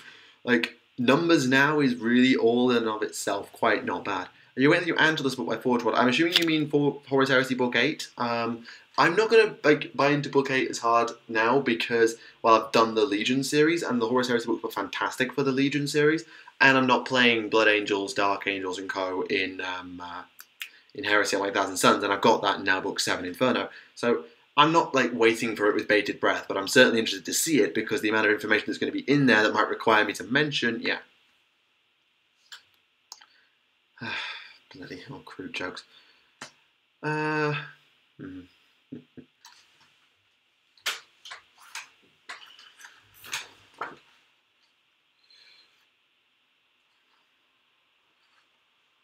I didn't actually look through these very hard, did I? I didn't look through these Triumph and Treachery bets. Bloody Triumph and Treachery is very different from a mortal coalition, because instead of having 2 teams, you have as many teams as there are players. Regions try and vanquish all his adversaries with all the means at their disposal. And there's all the rules for a game of Triumph and Treachery, as well as 6 new battle plans conceived for these rules, and a card and a campaign on a card.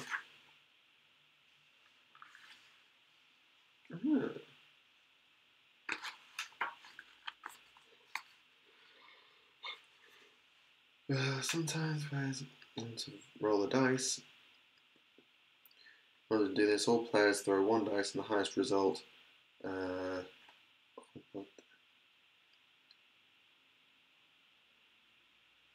It's like you roll off for who gets to make the critical rolls. Have I met Ramirez in real life? No, I haven't. I want to read it because we have the Rangdan Xenocide. Oh yeah, because that's the Dark Angel thing. I'd definitely like to see more about that. The brainwashing thing is, brainworming. I don't know if that's really a thing, but the idea of like the Ethereals being in some sort of control is definitely a thing. I'm going to put this back on, actually, so that's what the difference it will make. Each battle round is divided as many turns as there are players. Each battle round, players roll the dice. The highest result chooses the first turn, and the chosen player takes his turn. You roll off, and then the winner picks who gets first turn. Right. Okay, that makes sense. Once the first player is selected, the others roll off and keep going until the last person is chosen. Yep. Oh, it's the end of turn. You don't roll off at the start of turn. You roll off at the start of the round. It's roll off, take a turn, roll off, take a turn, roll off, take a turn. Oh, that's interesting. Yeah, there's the theory about the Ethereals, and the Collector's Anvar thing is definitely an option. But yeah. Ski season, I'm not sure when ski season is. I mean, if you look up, it's not so much today, but there is some snow on the top of the mountains around here. Like, a very tiny amount of snow, but then again, it's a sunny day. Like, on a particularly cold morning, once the sky clears, you can really see the snow on the mountains. So I suspect probably sometime in November, it'll start ski season. It could be not till December, but sometime in like mid to late November, I suspect.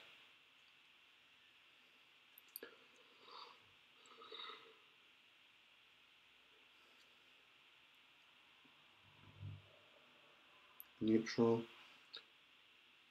Pick an enemy. Pick an opponent will be their enemy. For the phase, it's possible to choose an enemy different in each phase. Oh, it's each phase, not each turn. Enemy is important. Certainly, you'll often fancy attacking more than one person. What's a dilemma?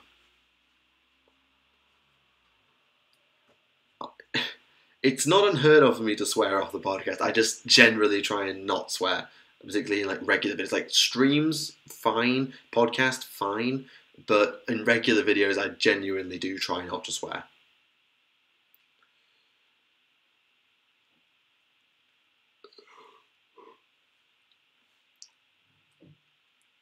Enemy models cannot be affected by abilities or by spells or attacked in that phase. A neutral unit cannot use an ability unless the contrary is specified. Hero phase, move phase. Okay. All the enemy figures can be targeted with spells. Neutral models are not affected by spells, even if they are in the area of effect. Movement phase, everyone is considered as like an enemy. Shooting phase, only one enemy unit can be targeted. Can be taken as a target for a shooting attack. Weapons which affect models in a radius from the point don't affect neutral models, fine. First model of a unit that charges has to finish a charge within half an inch of an enemy. If your models are within 3 inches of or less of several models from several armies, one of them has to be chosen as the enemy. The attacks are only made between your army and the army of the enemy. All armies, including neutral ones, have to take a battleship test if they've taken a loss during the turn. The player who's the turn chooses nonetheless an enemy in case there are minutes of aptitudes which affect the enemy in the battleship phase. Yeah, that makes sense. No, I'm not just going to randomly swear on request. No. To be fair, in faction 40k behaves like an absolute bleep except the salamanders. Pretty much. And nits, because nits, well, yeah, it's sort of. So, and I'm just reading through Triumph and Treachery. You know, the old fantasy thing where you have like multiple armies and multiple teams. It's kind of a fun idea. Point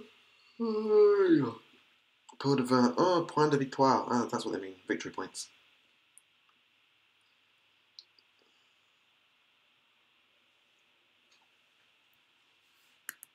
Oh no, that's something else. Pot de vin.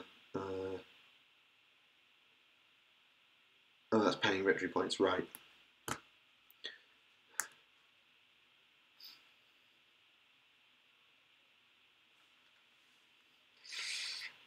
Watch it. Yeah, I was going to say, watch it.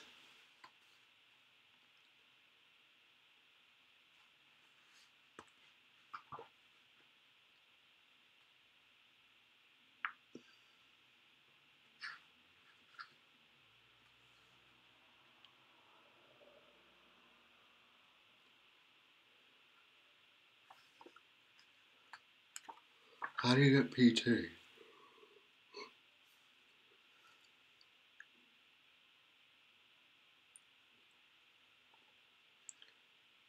As the least gets 3, others get 2. Yeah, Secret Objectives. It really, I never really got into Triumph and Treachery in fantasy. And the Secret Objectives is an optional thing. But it definitely looks fun. Hold the Center, Relics, Rite of Conquest, Border Wars, War for Realm Gates, Perfect Storm. There's definitely some options. And you're not funny. Bear in mind, I can see the screen, so I know what's behind me. It's not funny. And I could even take the chat off the screen to prove the point. Plus, you know, that door is actually locked. So teleportation is not a thing.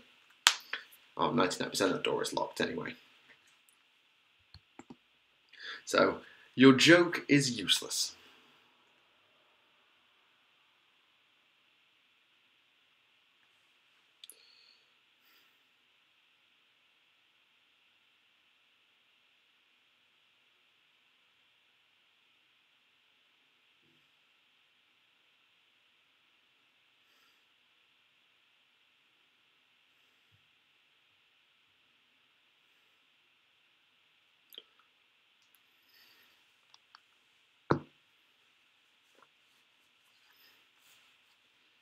Yeah, sorry, no. Just no. Just no. Plus I've got decent peripheral vision, so I can actually see down the corridor every time I look down to read. Yeah. Not entirely clear how map campaigns are supposed to be played. Yeah, I mean, I'm reading this in French, so I'm not exactly going to be perfect at it either. Map campaigns, allowing players to invade and capture territory on the map. In a map campaign of Triumph and Treachery, the outcome of each battle determines who occupies a particular region. You can link your Triumph and Treachery games together, the result of a battle influencing future engagements. In such circumstances, having a good strategy will be much more important. For example, the player does a lot of something during a campaign, the other players will risk strongly risk of relying against him to ensure that he doesn't take too much of a lead. The issue of the campaign, the winning of the outcome of the campaign is determined by the number of controlled territories.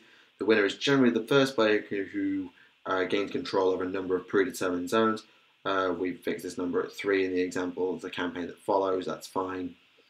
Or who controls the most at the end of a number of defined turns. Structuring a campaign over a map enforces immersion. Because you can visualize the area where you're fighting, the direction in which the campaign could lead you, and how to take on your opponent's armies. The card on the next page serves for the felony Empire felons on the following page. But you can adapt it for your own campaigns, even if that demands personal investment. Drawing a map is very amusing, especially if it's a group effort. It can act as a simple thing on black and white, or on the other hand, it's superb representation in 3D. You can even user invent the realm rules for each region, so that we fight in different domains and stuff like that. I've actually been live for 2 hours and 20 minutes at this point, or 2 hours and 10. I've been going a bit longer than usual. Yeah. I basically just read exactly what they said. So it's basically use Triumph and Treachery as a set of rules. So it's basically like Mighty Empires. I'm reading it basically like Mighty Empires. So you've got multiple players of diddly diddly dee. So here. You've got like 4 to 6 players on the map, and they all control different territory. At the end of a number of turns, or you get control of a certain amount of territory, you win the campaign. And then you play against a Triumph and Treachery, so you all play. And then you can like team up with each other in secret to take people down, or you can say, "I'll throw this game for you if you make sure this opponent gets battered into the ground, so you could have this territory." And the possibilities are endless as long as you're willing to create your own map and stuff like that. So that's basically how it goes. How do you view the Black Crusade RPG lore? Haven't looked at it. And no, Alexis will not. If she does turn up to the stream, then that's cool. But we'll still be talking about AOS regardless. Firestorm is an expansion of map campaigns. I'm not sure. Firestorm has definitely got maps involved. I don't know quite how generalized it's going to be, or whether it's just like a fixed narrative campaign book.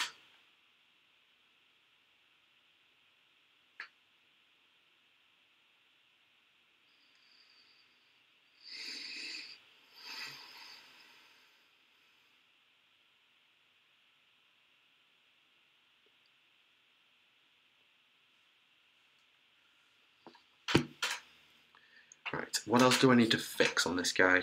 I need to fix the grey, I need to fix the gold. Oh, bloody hell.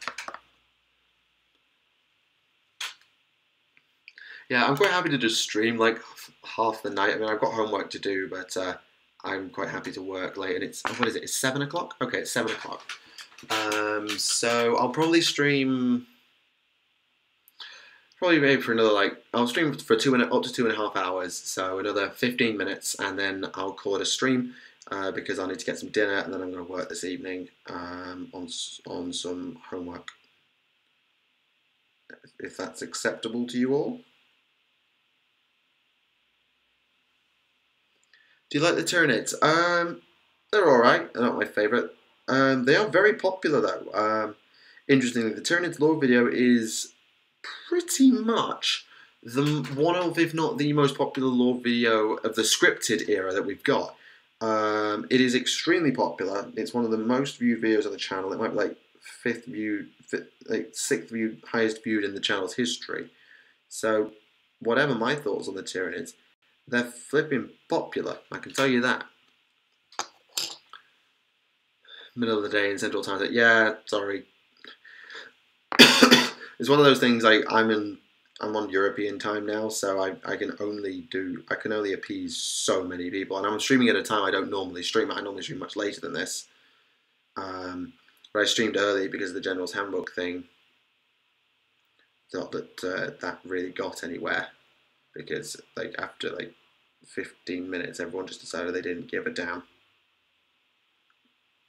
I just started asking and talking about other stuff, which made it a bit more difficult to talk about it. But hey, whatever. 'Tis a thing, it happened, but I don't mind. It happens. Right. Yeah, it is 6 back home. Yep, there's an hour time difference between England and France. That is true.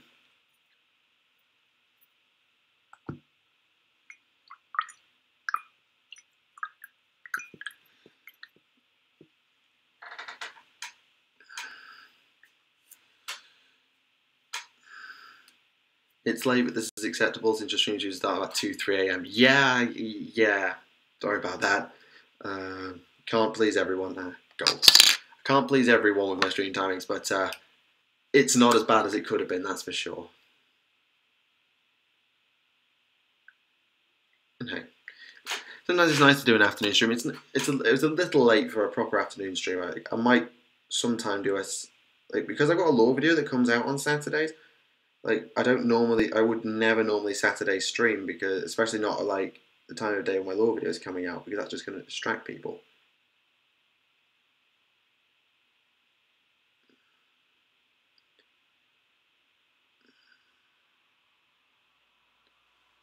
Thought the new Citadel paint app. I haven't personally got it, but I hear it's good.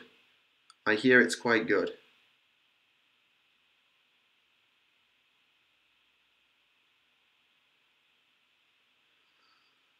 Who are your favourite AOS YouTubers? I'm really bad at keeping up with the AOS side of the community, I'd admit. But I follow Morehammer, who's been on the channel before. His battle reports, I loosely keep up with them. And I'll try and have him back on, actually, maybe to discuss the new General Handbook. But I don't really follow many 40k channels. I'm just bad for that. Many hobby channels. I'm really bad for it, because I just don't.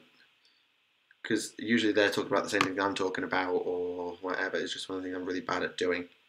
Like I follow most of the lore guys, but in terms of the gameplay guys, I certainly don't keep up. Is that fixed? That's almost fixed.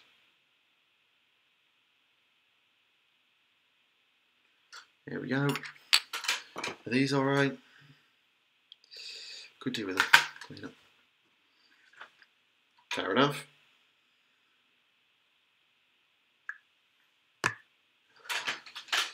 I wouldn't say they're the thinnest coats, but I had to put 2 coats on a few things. This gold here, for example, is 2 coats.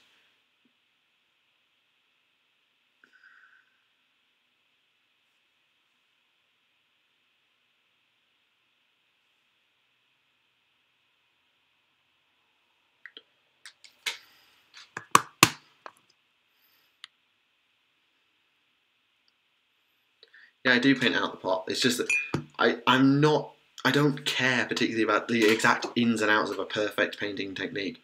I'm more fussed about, is it okay for the tabletop? If it's acceptable look for the tabletop, that's fine. Yeah, I did buy these models over here. I bought them all over here, and will pretty much, apart from Blight War, I'll exclusively be buying over here.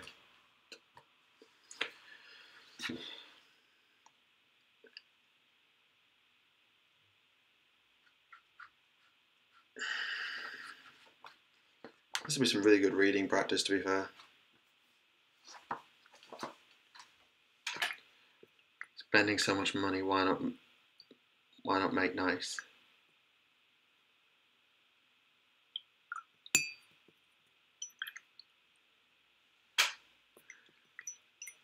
Yeah, admittedly, the exchange rate is not great from England to France. I mean, I bought a Knight Heraldor today along with a handbook, and he was like €26. But it's just one of those things. It's like I could buy them in England and then ship them out, but that's just suitcase space. That's an assload of suitcase space that I don't really want. Yeah, certainly feels more rewarded to have a model you painted yourself, regardless of how good you are. Exactly. Yeah.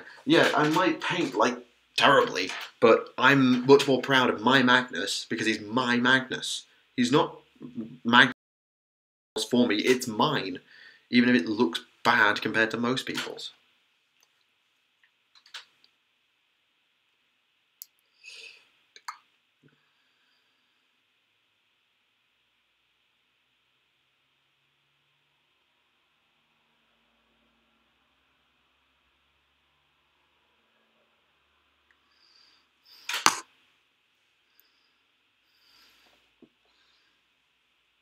You mean you spend a lot of money to buy them, so why not spend a lot of time painting them too?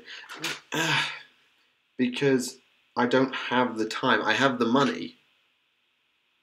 As long as I budget correctly, I have the money to get the models. The reason is I want, particularly now with this hobby series, I'm in uni 25 hours a week. I've got 25 hours a week in uni. Then factor in the fact I'm going to be sleeping for probably 35, at the very least 40, for the very least 40 hours a week. Then you've got to factor in the food and then the homework and revision I've got to do, because that's got to start.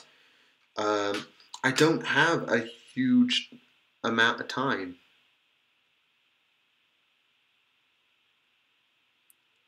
Like the time, like spending 2 hours on a stream, you know that 2 hours is me base coating a flipping model, base coating, just base coating, and it's probably another hour getting the wash done, waiting for the wash to dry, and then doing highlights. It takes time just to do it to this basic level. I don't have the time to spend on every single model, spending 6 hours, particularly if I want to do this hobby series. If I'm spending 6 hours on a model, I just don't have that sort of time. So they look fine. They're not exactly going to win a golden demon, but they look acceptable.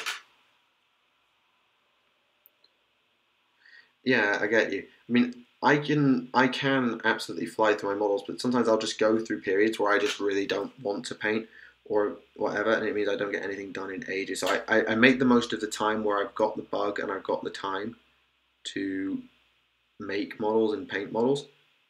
So like it might be that this series that I'm doing, I get myself like 5 or 6 episodes where I've always got a new unit to show off, and then it just has to be battle reports for a bit, because that's all I've got, because all I can do is play, because I haven't got time to get new models because I'm so snowed under with uni work, and that happened a lot. That does happen. Work and life get ahead of you, and you have to adapt. So instead of applying such the strictures as I could, I do what I can. Plus, I'm not good enough to say, yeah, I could spend another 6 hours on each model, but I'm not good enough to spend another 6 hours on each model. First, I don't bother highlighting because I don't have time. I don't have a problem with time of like doing the highlights. My hands are not perfect, but they're fine. Paint super slow to buy most of the armies either Tactica, maybe Prime, working full time and being single dad takes myself. Yeah, I can imagine. I really can imagine. I mean, I'm just living a student life, which is busy but not crazy. So it's basically for me. I don't want to have an army in full plastic. I can't do it. I have to have an army that looks at least acceptable. It's not just prime or plastic. I can't leave it like that for long. My brain won't let me. So I always have to do as much as I can. So I get them as good as I can, as quick as I can. So it's balance. Plus, I'm not good enough to make them look any better. So I just, yeah, I suppose that's my ethos. It's like, get it as good as you can do.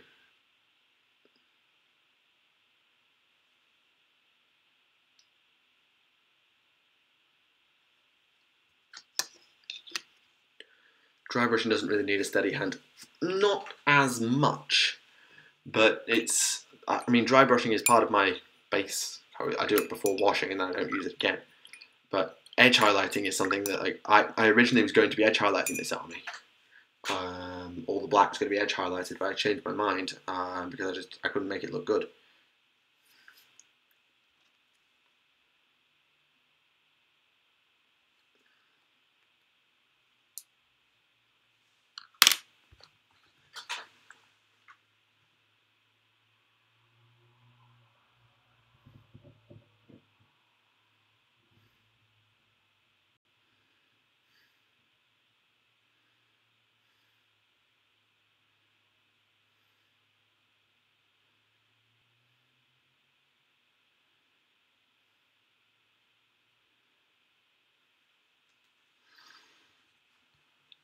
There aren't many edges on sisters.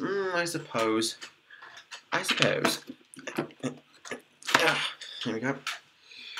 Right, I just need a piece of kitchen roll to clean up with this dry brush, and then it'll be done.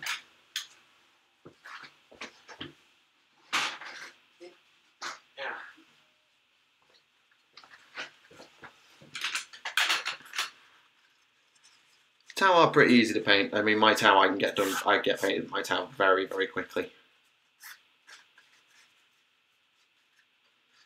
I can paint my Tau pretty damn fast, as noted by the Madweek of Hobby.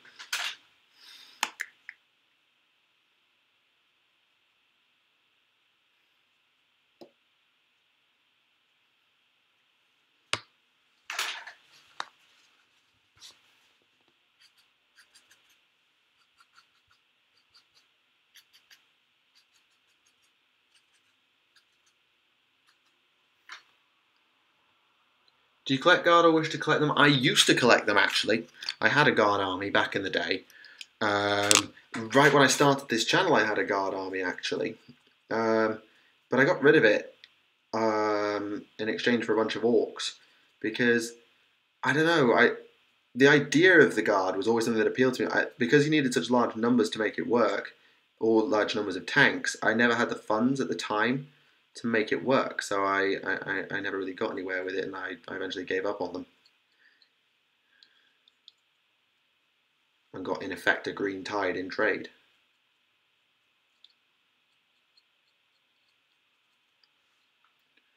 At the point of buying models, I really enjoy just to have them later when I have more time to paint. Yeah, I mean, I've got my crew back at home, like the only models I haven't got around to painting for my Tau. And maybe it's just because it's of the models, I'm not like hugely keen on them, but I just don't have the same drive. Maybe it's just because like my Tau were having a really bad time on the tabletop, and I think that's something that's also to be considered in like motivation. Is it depends on what you want them for. So like my Tau, I wanted them as a tabletop army, but they kind of bleeping suck right now, and my crew are not doing anything to add to that, so I've not got any particular drive to paint them because I haven't got the same urges toward my Tau right now. Whereas now I'm in this thing where I kind of want to give AOS a go. I've got the will to want to paint these Stormcast, so I'm painting these Stormcast. Large model count like ours, Imperial Guard, not doing still have a commitment to paint? Yep. Do you wish to collect an hour, or is it more of, or if it is more affordable? It's not about money. It's just like, I don't think I really want to go through the hassle because it's so much to collect, unless I really have the drive for it, and right now I don't. Large model, yeah. Just spam commanders become one with the power game. I don't power game. I cannot physically power game. I physically can't do it.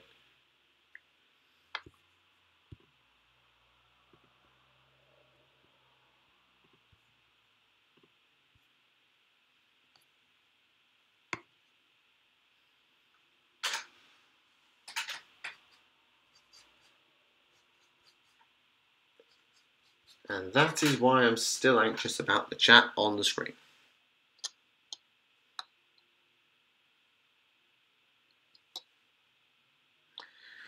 There may always be one, but still.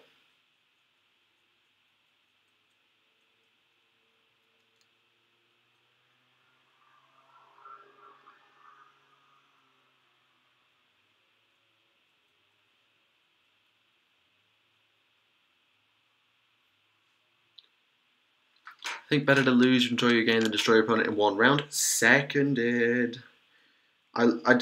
Games that I remember are the games that are really close, really fun, even if I lose.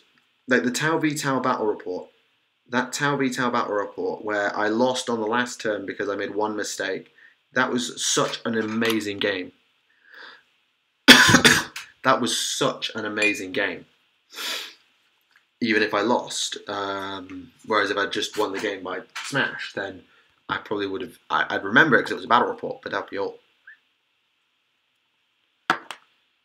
It'd be remembered, but it wouldn't be remembered anywhere near as fondly.